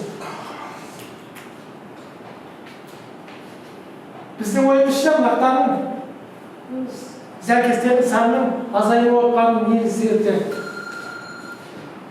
Олар білікті мамандардың тапшылығы, өзіңіз білесіздер, қазір саяжайлармен кейін көп жерлер мұғалімге, дәрігерге, басқа мамандықтарда шаруашылығына бөлінеді. Олар 100% ауыл шаруашылығы бағытында маман емес. Содан кейін ішінара бос жерлердің көлемінің артуы, қарапайым қозғалықты агротехниканы сақтамау. Оларға келсем сол, кейбір агротехникаларды сақтамаймыз, қарап шөптердің көбеюіне солардың жағдай жасаймыз, дер кезінде істей алмаймыз. Олардың бәрінен тиянақты өзіне сай нелері бар, себептері бар. Бірақ оған қарамастан біз қарапайым агротехникалық шараларды сақтағанның өзінде де біз зиянкестерді жаппай көбеюіне азғандай да болса ықпал етеді. Биогенеттердің әлі де болса аз көлемде қолданылу және олардың сапасына бақылаудың нашарлығы. Биогенеттерді қолданып отырмыз, биогенеттерді көбейтіп отырмыз, қолданып отырмыз. 20-дан аса биогенеттерді шығаратын биолабораториялар бар бізде. Екі болсақ тіпті 30-ға жұқтап қалады. Бірақ олардың қандай көлемде және қандай сападағы биогенеттерді шығарып отыр. Олар мақталы қабында өзін көрсете алады ма? Зиянкестерге жақсы жұмыс жасай алады ма? Олардың қоректік, олардың сапасына негізгі әсер ететін нәрсе қорегін сақтап беру. Сол қорек тиісті әсерлі қанты және басқа да препараттар негізгі қорегі беріп жатыр ма? Әлсіз болып шыққан энтомофагтар, биогенеттер ол өзінің жұмысын далалы алқапта жасамауы мүмкін. Біз оны өзімізді алдап, ол жерге біз жібердік, энтологтардың көзіп жатырмыз дегенменен, егер ол әлсіз болса, күшсіз болса, оның сапасы болмаса, ол жаңағы мақталы алқапта өзін көрсете алмайды. Зиянкестерді жаппай жоя алмайды. Сондықтан біз оларға сапасын күшейтуіміз керек. Осы туралы заңнамаларға бірнеше өзгерістер енгізіліп жатыр.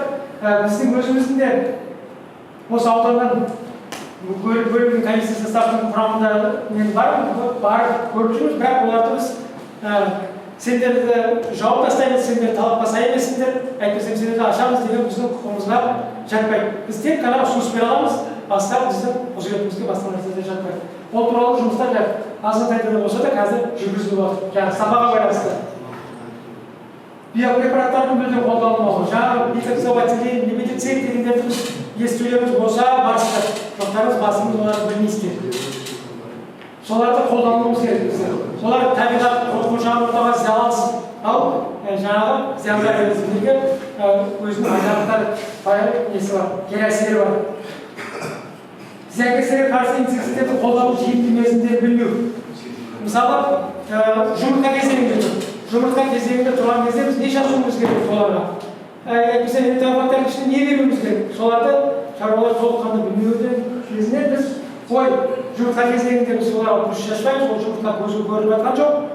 Ал жұмыртқа көбелек кезінде тіпті жаңағы шотқан кезінде жүргізілмейді. Ал бізге қай уақытта жүріп шаруалар басым уақытта күріш жүргізіп жатыр. Құрып шыққан кезде, өсімдіктер жаппай жалғалап отырған кезде күріш жүргізіп. Дәрі әкеліп шашу керек, басқа ондай емес.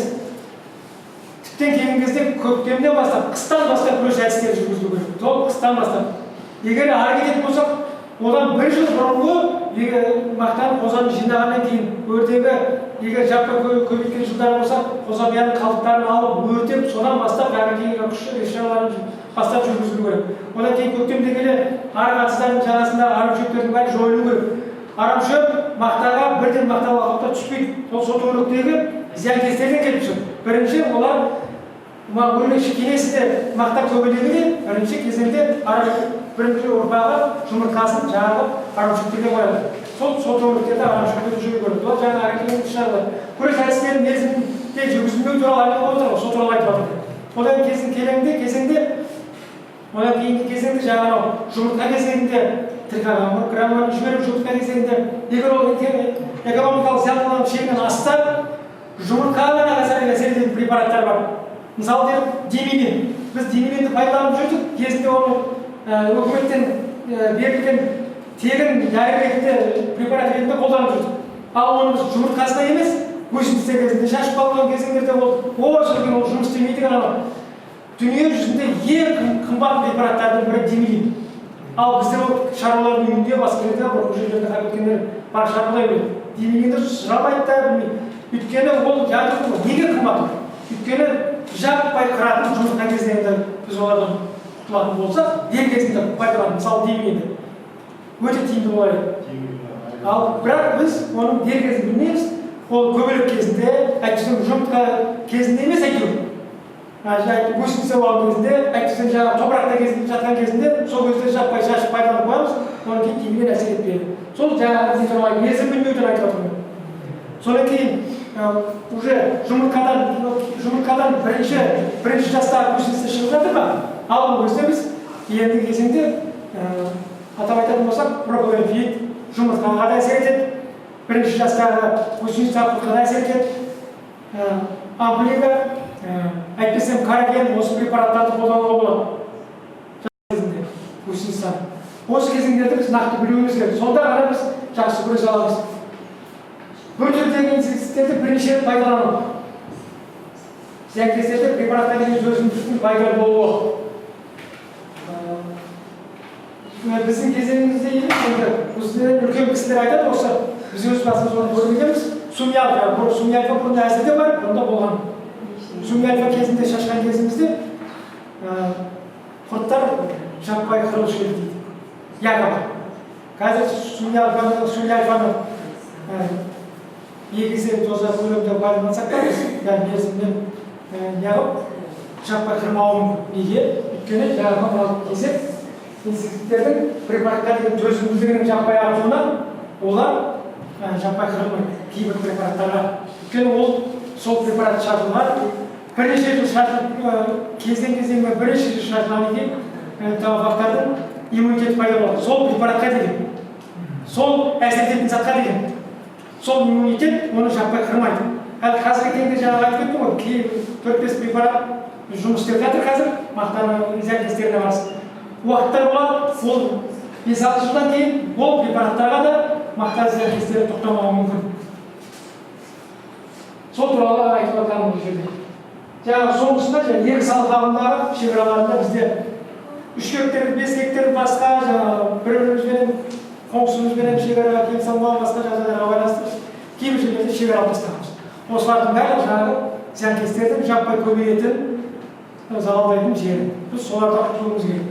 Соларды жойуымыз керек. Сол балдарды жаңағы жойуымыз керек. Сонда ғана біз зиянкестердің санының азаюына жағдай жасауымыз мүмкін. Меніңше біріншісі неміз ол келесі. Бірінші слайдымыз бойынша, бірінші бөлімі бойынша осы сұрақтарымыз болса, өсімдік қорғау болса да актуальны мәселе, тіптен қазіргі кезеңде ең актуальны мәселе өсімдік қорғау бағытында. Сұрақтарымыз болса, сұрақтарымыз бар ма? Сұрақтарым болмады деген сөз демек. Болғанда неде бізге ауа райына сәйкес тура келмей жатыр ғой бұл жердің бәрі қазір. Нелері? Биыл қолдар ауа райы кеш болды.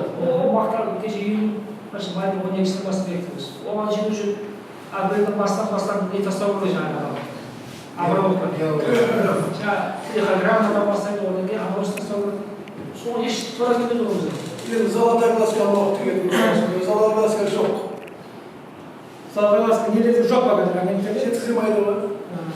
Жаппай соларға солар жеткізу үшін, табақпақтарды жаппай көбейту үшін, жеткілікті көлемді көбейту үшін мемлекеттік тарапынан қаржы бөлінеді. Олар әзір таңда алмайды олар. Ал жыл соңында олардың обработка жасалынған көлеміне байланысты, берген табақпаққа байланысты биогенеттерге, биогенеттік өндіретін биофабрикалар мен биолабораторияларға жеткілікті көлемде қаржы бөлінеді. Биылғы көлем меніңше ұмытпасам 150 миллиондай көлемінде қаржы бөлінген осы алған. Олар соны жеткізіп беруге тиісті. Алтын көз кезеңінде алтын көзді, трихограмма кезеңінде трихограмманы, ал жәлдегі габробракин кезінде габробракин жеткізіп беруге тиісті олар. Сол шығарған көлеміне олар мемлекеттен қаржы алады. 150 миллион теңге қаржы емес ол.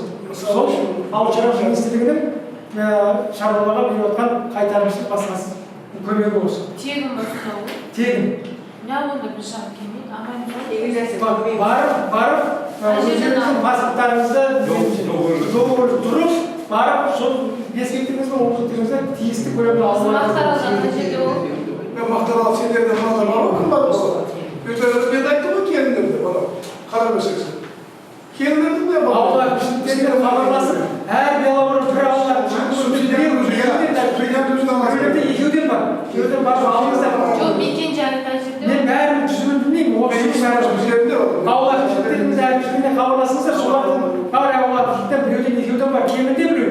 Банкамен әкелетін ба сіз айтып? Банкамен де әкеледі, жаңағы әкімдігімен де әкеледі. Сөйлеуге барасыздар, егер сіздер мысалы аясын қалып, өздері апарып беріп таратып жүргендерді еместер жүріп көріп жүрмін. Өздері апарып беріп таратып жеткізіп береді. Сіздер барсаңыздар, сіздер барсаңыздар, жаңағы осынша көлемдер осы актінің міне сіздерге тиісті өздерінің шаблоны бар, сол келісімшартқа отырасыздар, сол келісімшарттың негізінде сіздерге сол жеткізіп береді. Жеткізіп беруге тиісті. Ол қарастырылған қаржы бөлініп болған өсімдік қорғау бағытында жаңағы химиялық препараттарға емес, тек табақпақтарға ғана бөлінген, табақпақтарға ғана. Келесі басқа сұрақтарыңыз бар ма? Егер басқа сұрақтарыңыз химияға бөлінген жоқ, бірақ өкіметтерге, мемлекетке ол жайында заявка берілген. Сіз не болып істейсіз бұл жерде?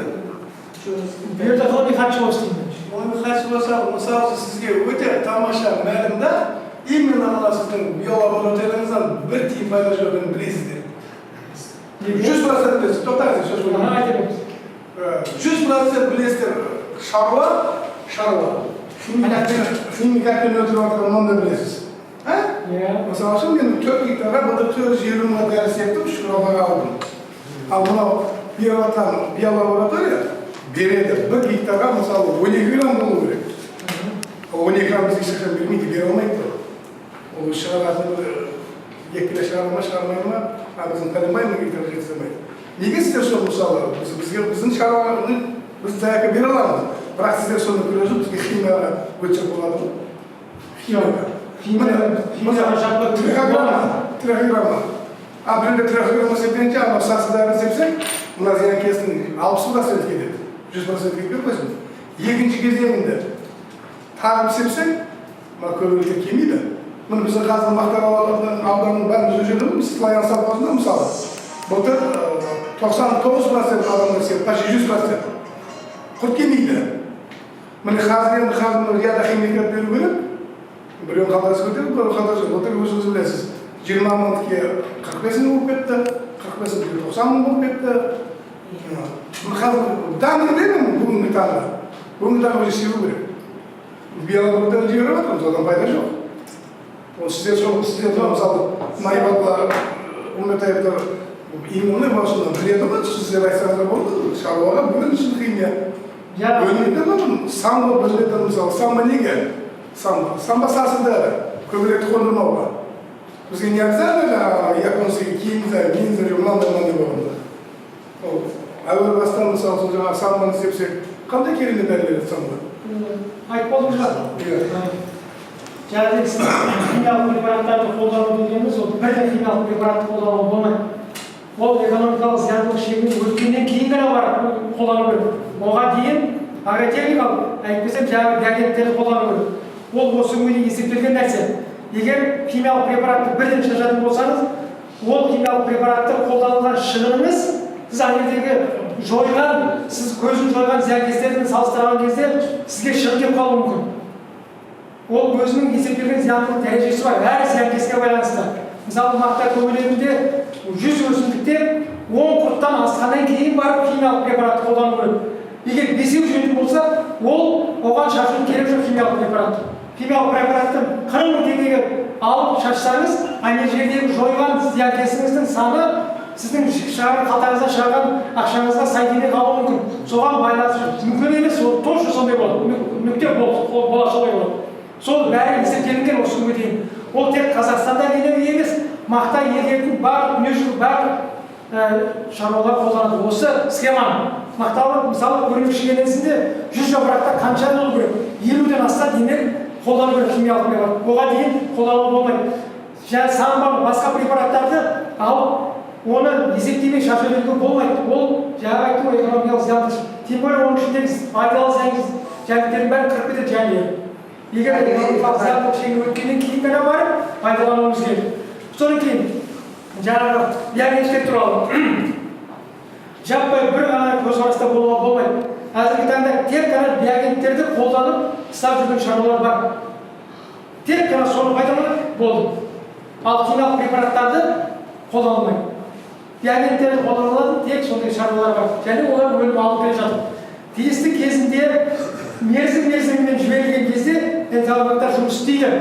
Ал мерзіміне сай келмейтін уақытта басқа нәрсені жіберу, қателесу, осының барлығы денсаулықтарға деген шаруалардың теріс пиғылын қалыптастырып отыр қазіргі таңда.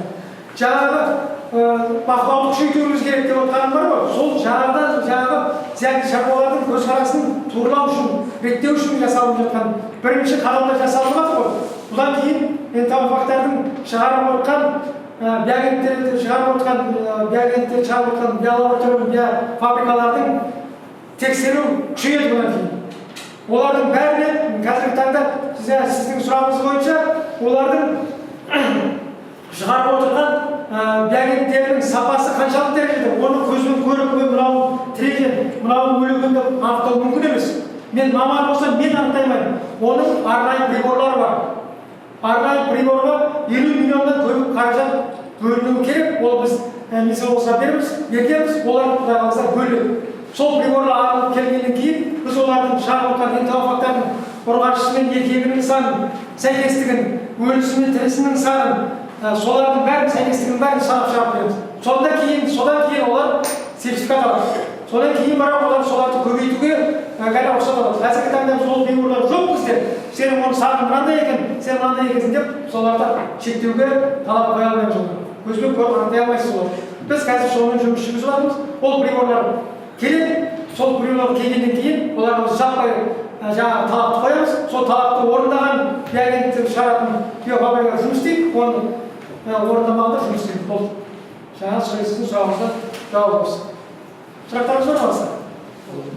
Кофе брейкі шығар, 15 минут, ең жарты сағат. Одан кейін қайтып жиналыс семинар.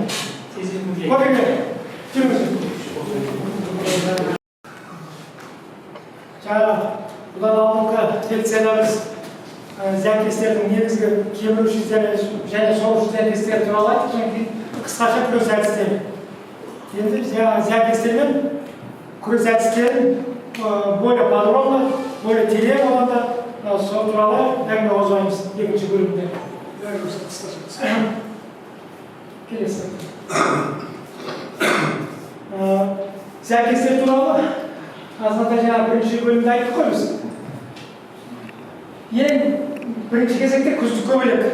Биыл күздік көбелек залалдады, өз деңгейінде мақтаның өсін алатын кезеңінде басталады. Күздік көбелек сабағын тұрған солай зияндырды. Кейінгі кезеңде темекі трипсі.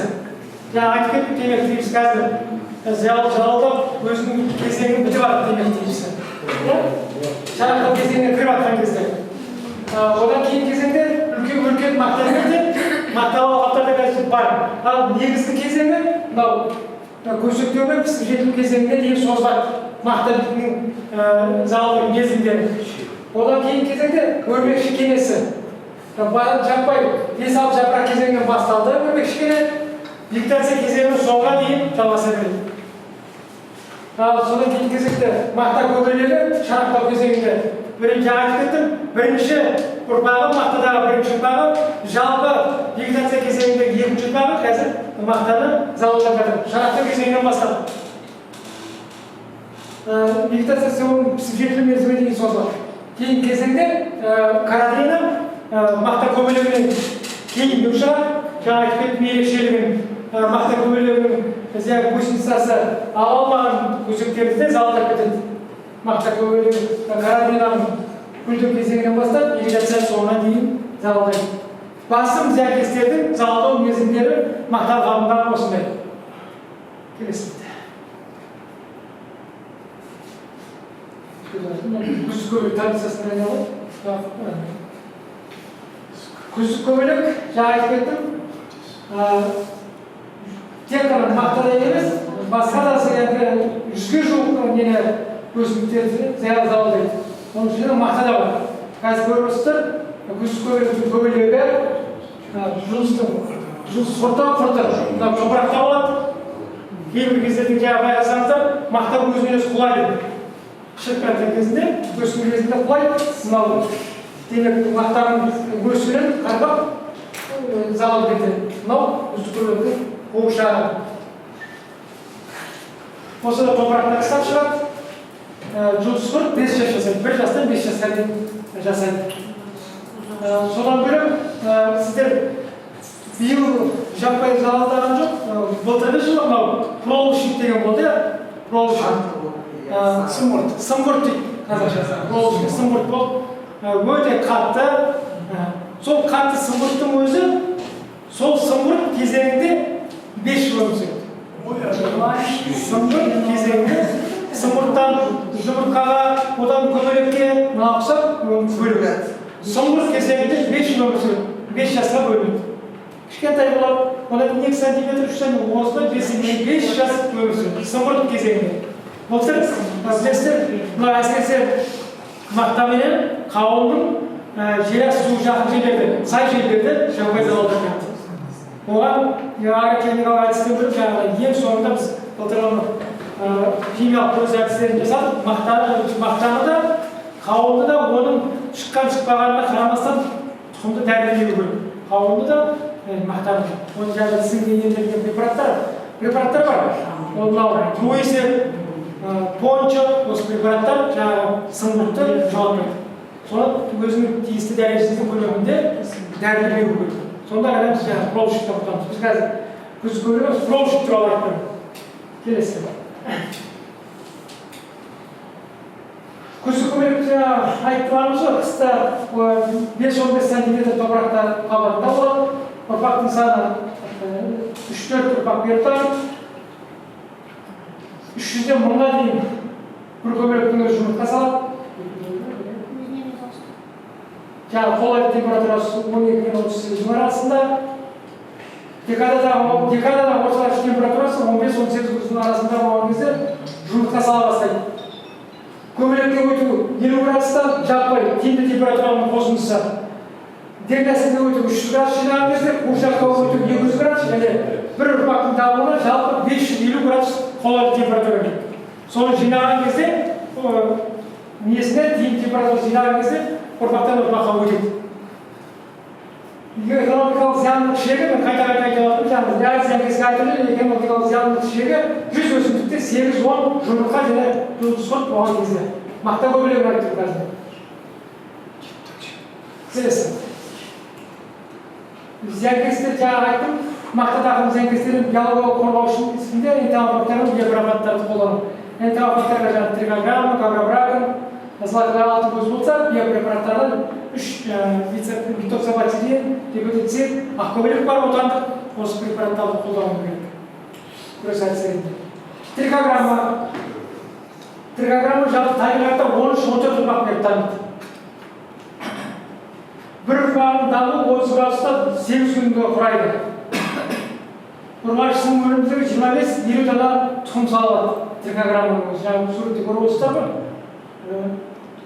Тиімді температурасы 23-25 градус, салқындылығы 75-80 градус процент.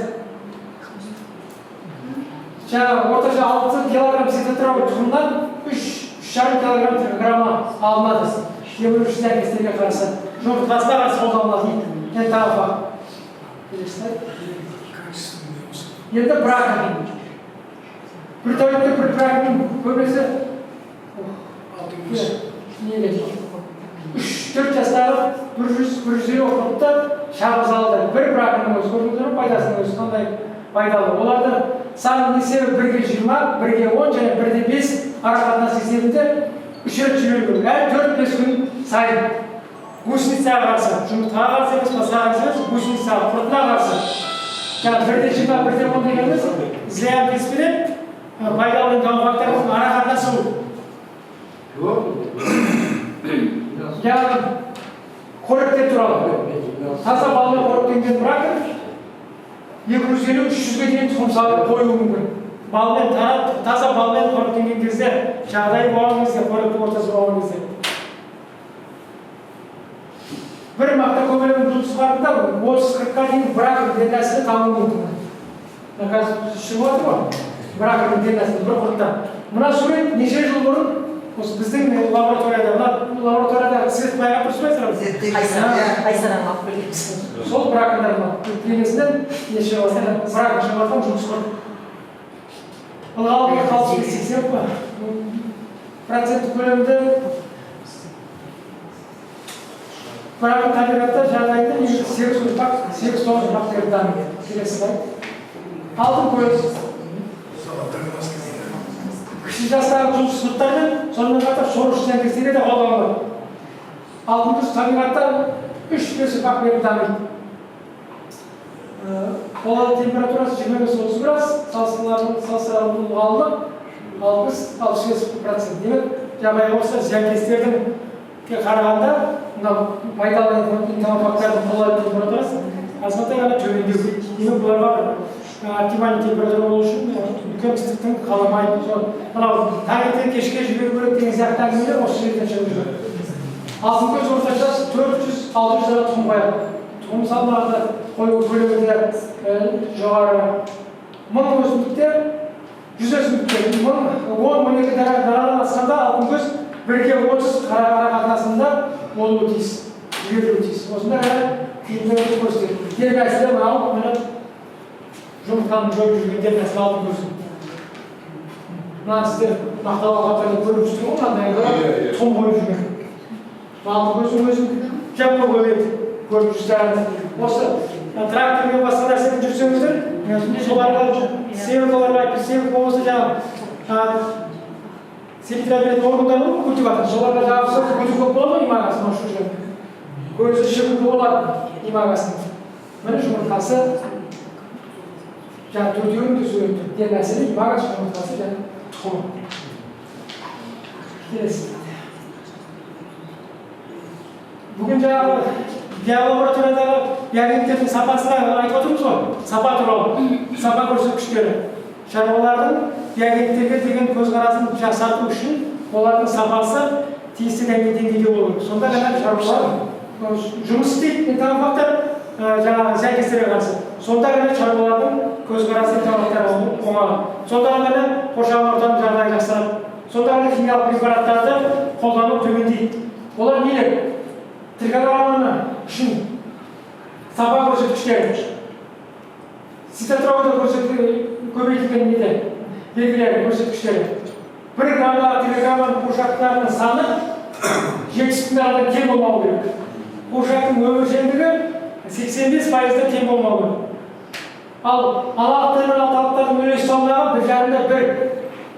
Тіршілік ұзақта күндерге 25 градус температурада 75% қалыңдықта 7 күннен кем болмауы керек. Жарамсыздардың саны 5%-дан жоғары болмауы керек. 100% баратын болсақ, 5% жарамсыз, қалған 95% жарамды болу керек. Оның жарамсыз жаңа айтып кеттім, болашақта болатын приборлар арқылы ғана анықтаймыз. Келесі. Ендігі кезеңде бракон туралы. Жарамсыздардың саны 5%-дан жоғары болып беру керек. Bir аналықтың өзін талдыға жұмыртқаның дана 70-тен төмен болмау керек. Данадан. Емағаның тіршілік ұзақтағы күндерде 28 градуспен 75% қалдықта 10 күнден кем болмауы тиіс. Бір спорттан шығатын браконның саны еседен кем болмауы керек. Аналықтар мен аталықтардың үлес салмағы 1,5-1. Сәйкесінше аталықтары аналықтар және пілләнің миллиметр ұзындығы 2,5, 2,2, 3,6 миллиметрден кем болмауы тиіс. Көрдіңіздер ме?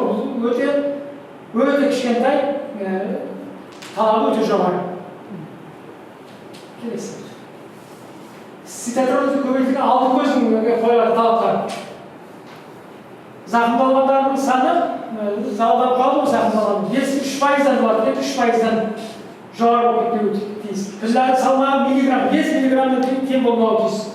Алалықтар мен аталықтардың саны 1,1 есе, жаңағы 26 градустан тіршілік ұзақтығы және проценттің қалыңдығы 75 күнде. 20 күннен кем болмауы керек. Бір аталықтың өзін талдауы жұмыртқаның дана 500-ден кем болмауы тиіс. Өміршеңдігі пайыз есебінде жұмыртқа піллә 94% және имағаның аталықтың аналығының өлшем бірлігі 10 миллиметр және аталықтығы 8 миллиметрден кем болмауы тиіс. Алтын көзге қойылатын талаптар осындай. Содан кейін мақтау алқаптарда біз феромон тұтқыштарын тиімді дәрежеде және өз талап деңгейінде қолдануымыз керек. Феромон тұтқыштар. Феромон тұтқыштар болжам ретінде де, содан кейін олардың болжам ретінде олардың жаппай шу кезеңдерін анықтайтын бірден бір осы прибор құрылғы. Өйткені оны сонымен қатар сізде ескермелеріңіз керек, феромон тұтқыштарға мақта көбелегінің тек қана еркегі түседі. Оған ұрғашысы түспейді. Еркегінің ұшу кезеңінде ұрғашысы ұшу шығады. Олар шағылысу керек. Осы кезеңде феромон тұтқыштарға түскен көбелектің саны менен олардың жаппай ұшып кезеңін анықтауымыз болады. Содан кейінгі кезеңде жұмыртқа алды ма, демек олар жұмыртқа қойып ұшып шықты ма, демек олар қоректенгеннен кейін жұмыртқа қоймады деген сөз. Жұмыртқаға қарсы жаңағы трихограмманы пайдалануымыз керек. Болжам ретінде пайдалануымыз керек. Сонымен қатар олардың еркектерінің санын азайтуымыз керек. Феромон тұтқыштар арқылы. Сәйкесінше табиғаттың заңы еркектер аз болған сайында олардың ұрғашыларына шағылысу көлемі де төмендейді. Сәйкесінше жұмыртқа салу көлемі де төмендейді. Мына сөздерге көңіл аударуларыңыздар. Феромон тұтқыштардың алқаптарда 200-300 метр аралығында орташа әр 3 ескерткіштерге бірден адам орнатылуы тиіс. Ферма тұтқыштар. Егер шамал баламыз келсе, бір гектарға біреу қойсаңыздар да болады. Мақта көбелегінің бірінші бағы кезеңінде тұтқышқа бір түнде орташа есеппен 2-3 көбелек түскеннен кейін 5-6 күн өткеннен соң, яғни екінші ұрпақ үшін 1,5-2 дана көбелек тұтқаннан кейін 3-4 күннен кейін өсіме далаға трикограмма қойылды.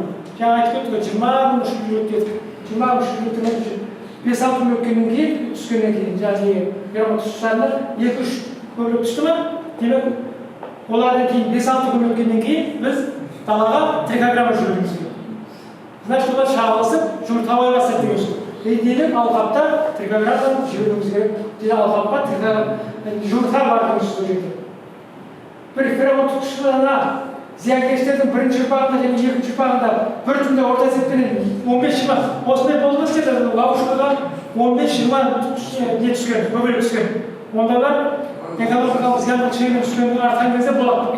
30-да түсіп қалады біздің бір түннің өзінде. Демек олар экономикалық зияндық шегінен асып деген сөз. Оған демек жаңағы химиялық препаратқа дайындала беру деген сөз. Шындап келген кезде. Демек бір түнде 20 деген сөз, олардың айтып кеттік қой, біреуінің өзі 500, 800, біреуінің 1200 дана жұмыртқа салып деген сөз. 20 түскеннен кейін экономикалық зияндылар сол алқапта артты деген сөз. Демек бұл алқапта химиялық препараттармен күрес жүргізуге дайындала беру керек. Келесі. Біз бүгін айтып отырмыз ғой, жаңағы энтерофактормен бірге биологиялық препараттарды қолдануымыз керек деп. Олар мынау ақкөбелек, одан гепатит, метоксобацилин препараттар барлығы бактерия өстеремден бактериялар кешенінен алынған болады барлығы.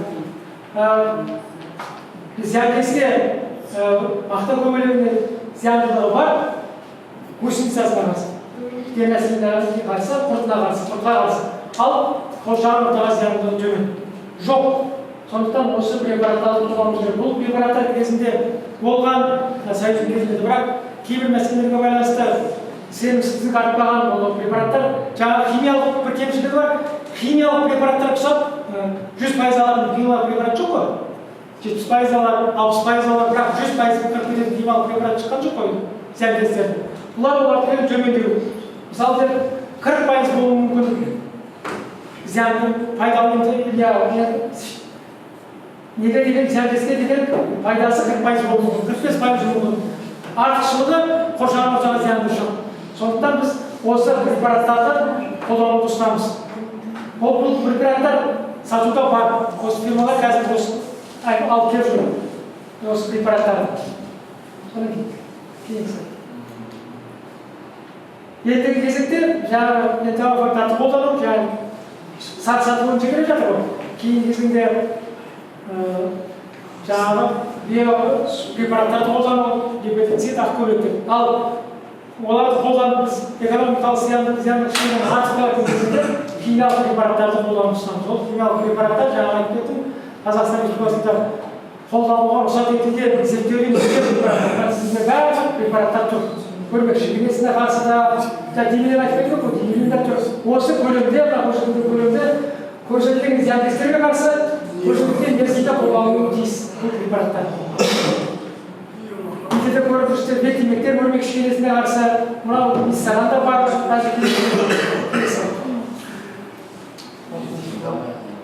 бәрі препараттар бұл жерде көрсетілген. Мынау нуриясында бар, сүйәл бар, нұрязып тұр.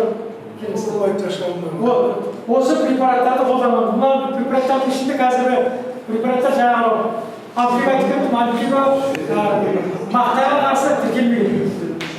Мақтаға қарсы тіркелмеген, мақтаға қарсы қолданылған тіркелген препараттар жаңағы өзінің тиімділігін көрсетіп жаңағы проплодин, каротин, осы препараттар мақтаға қарсы өзінің тиімділігін көрсетеді. Сұрақтарыңыз бар ма? Күрес әдістері бойынша? Жоқ. Значит, толық түсіндігі,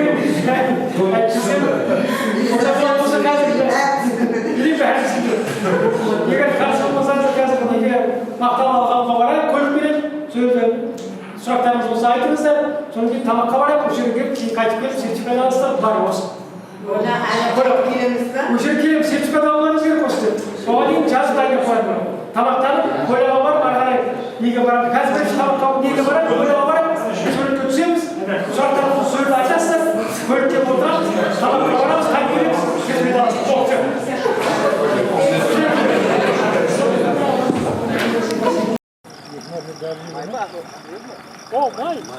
Afrika kavun niyetinde bu. Bak. O batak yüzünde kalkın diye olsun. Ben Gülte Sangaga. Tonla götürет, tonla. 4-5 yaprak кезінде пәлен беру керек. Шанаққа отыратын кезде пәлен беру керек. Өзінің нормасы бар өзінің. Yok, men 8 еттім де. Şimdi 500'de kaça verdiniz? Sizlerin көңілдерін үшін айтып алыңыздар, жақсы мақтан. Bir yarımda butonlar düştü.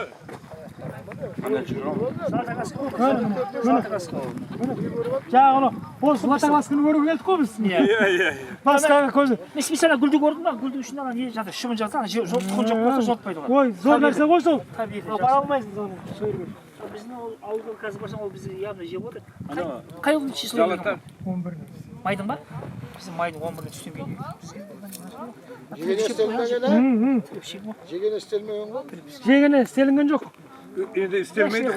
Енді бұл енді жұмсақ Oldu болмайды. o, endi bulmayın. Енді жаңағы күш беретін дәрілерді ұрамыз. Бердіңіздер ме? Сендірі? Айтады ғой, шешесі көпті, баласы көп деп солай. Мына чырвал ма? Тұрғандар жан-жағын бірік түсір екен. Болмай поляк риза болмайсың ба кісілерге? Ja, сыр ол. Қасына барып тұрамыз ба мен алып? Әжептеуі сіңіпті деп жатыр ма? Я сөйтіп айтып жатыр, иә.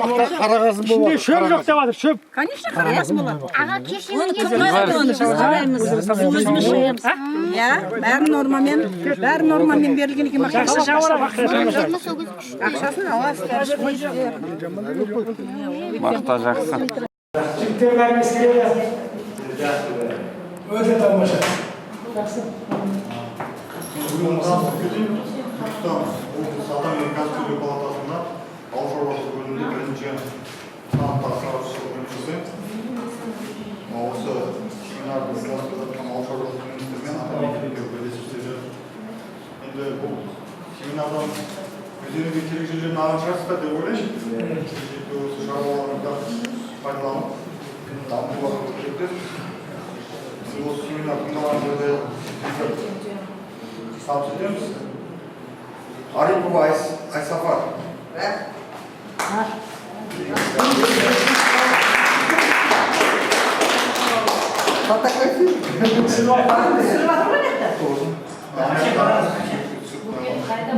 Все. Орал Данияр.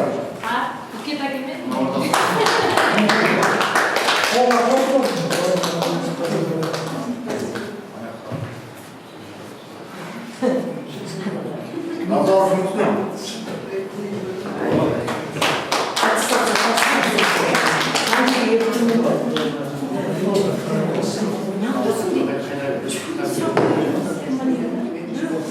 İbrahim Kalbek.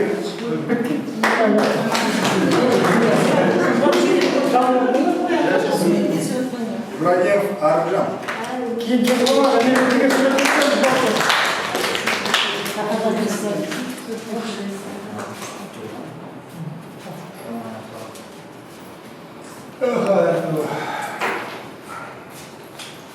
İkram Bibars.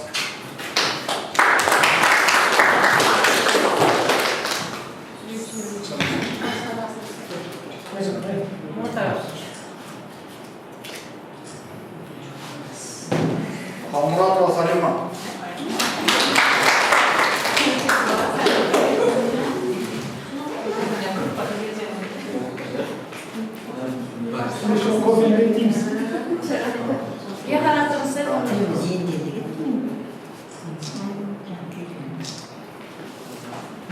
Sınav Valyadı.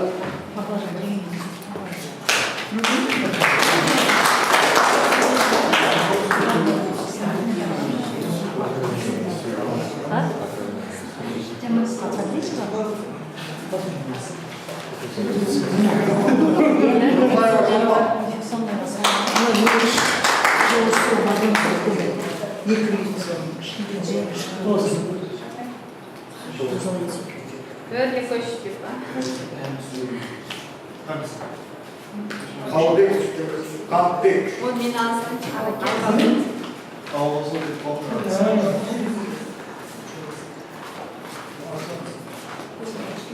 Gürkabayev. Yamasbek.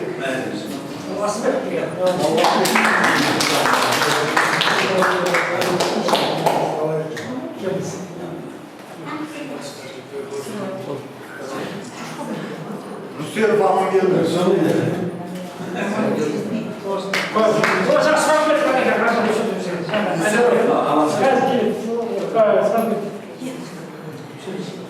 Anlasam milyonuymuş.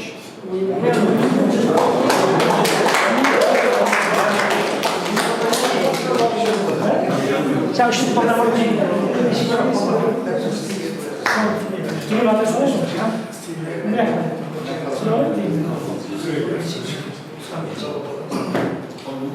Ne oldu? Maminov.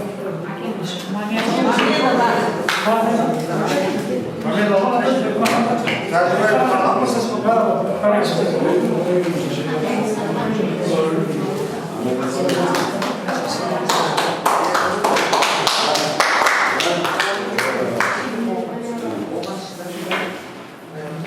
Ali bir fayda.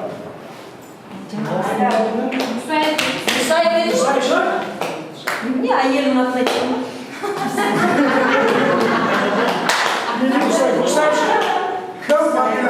Hüseyin Bayılmış. Hamilasında Ali bir fayda. abi ne? Yani. Ya ama otursun, biz de fark ettik, çalışma ömrüm var. Var mı onda adam? Var mı? Doğal diyorlar ya. İşe bakıyor. Kızlarla niye? Ay doğal diyorlar ya. O da sonda yaşıyor. Müsait fayda. Bunlar yer çıkıyor.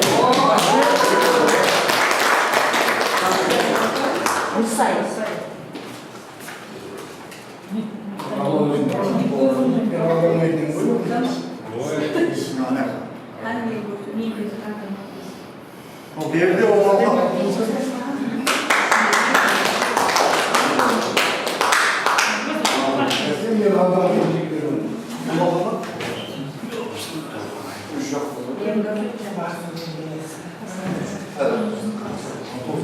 Mahmut Sancar.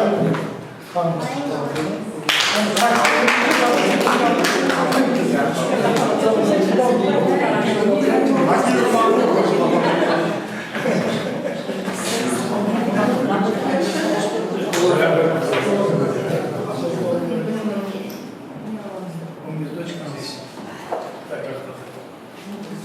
Nurman Sabit.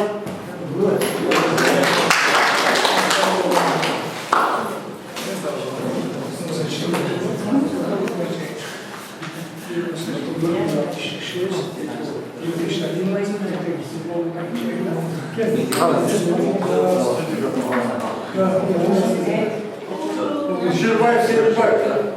O da sana kadar geldi.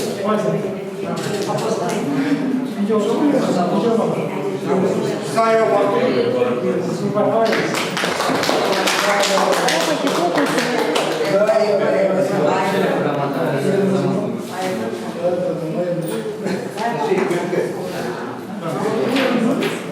Asabaya bir bakalım.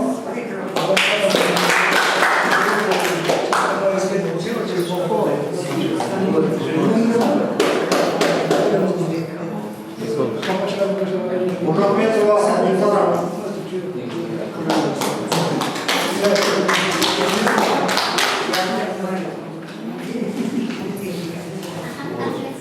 Evet, aslında bu.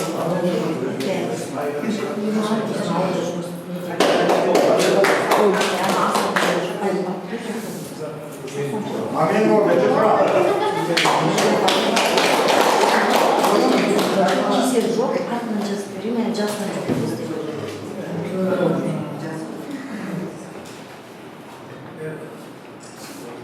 Jurayeva Navruz.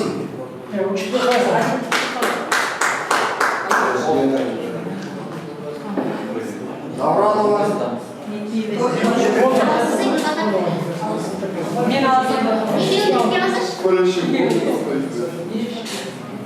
Seylo Dolga.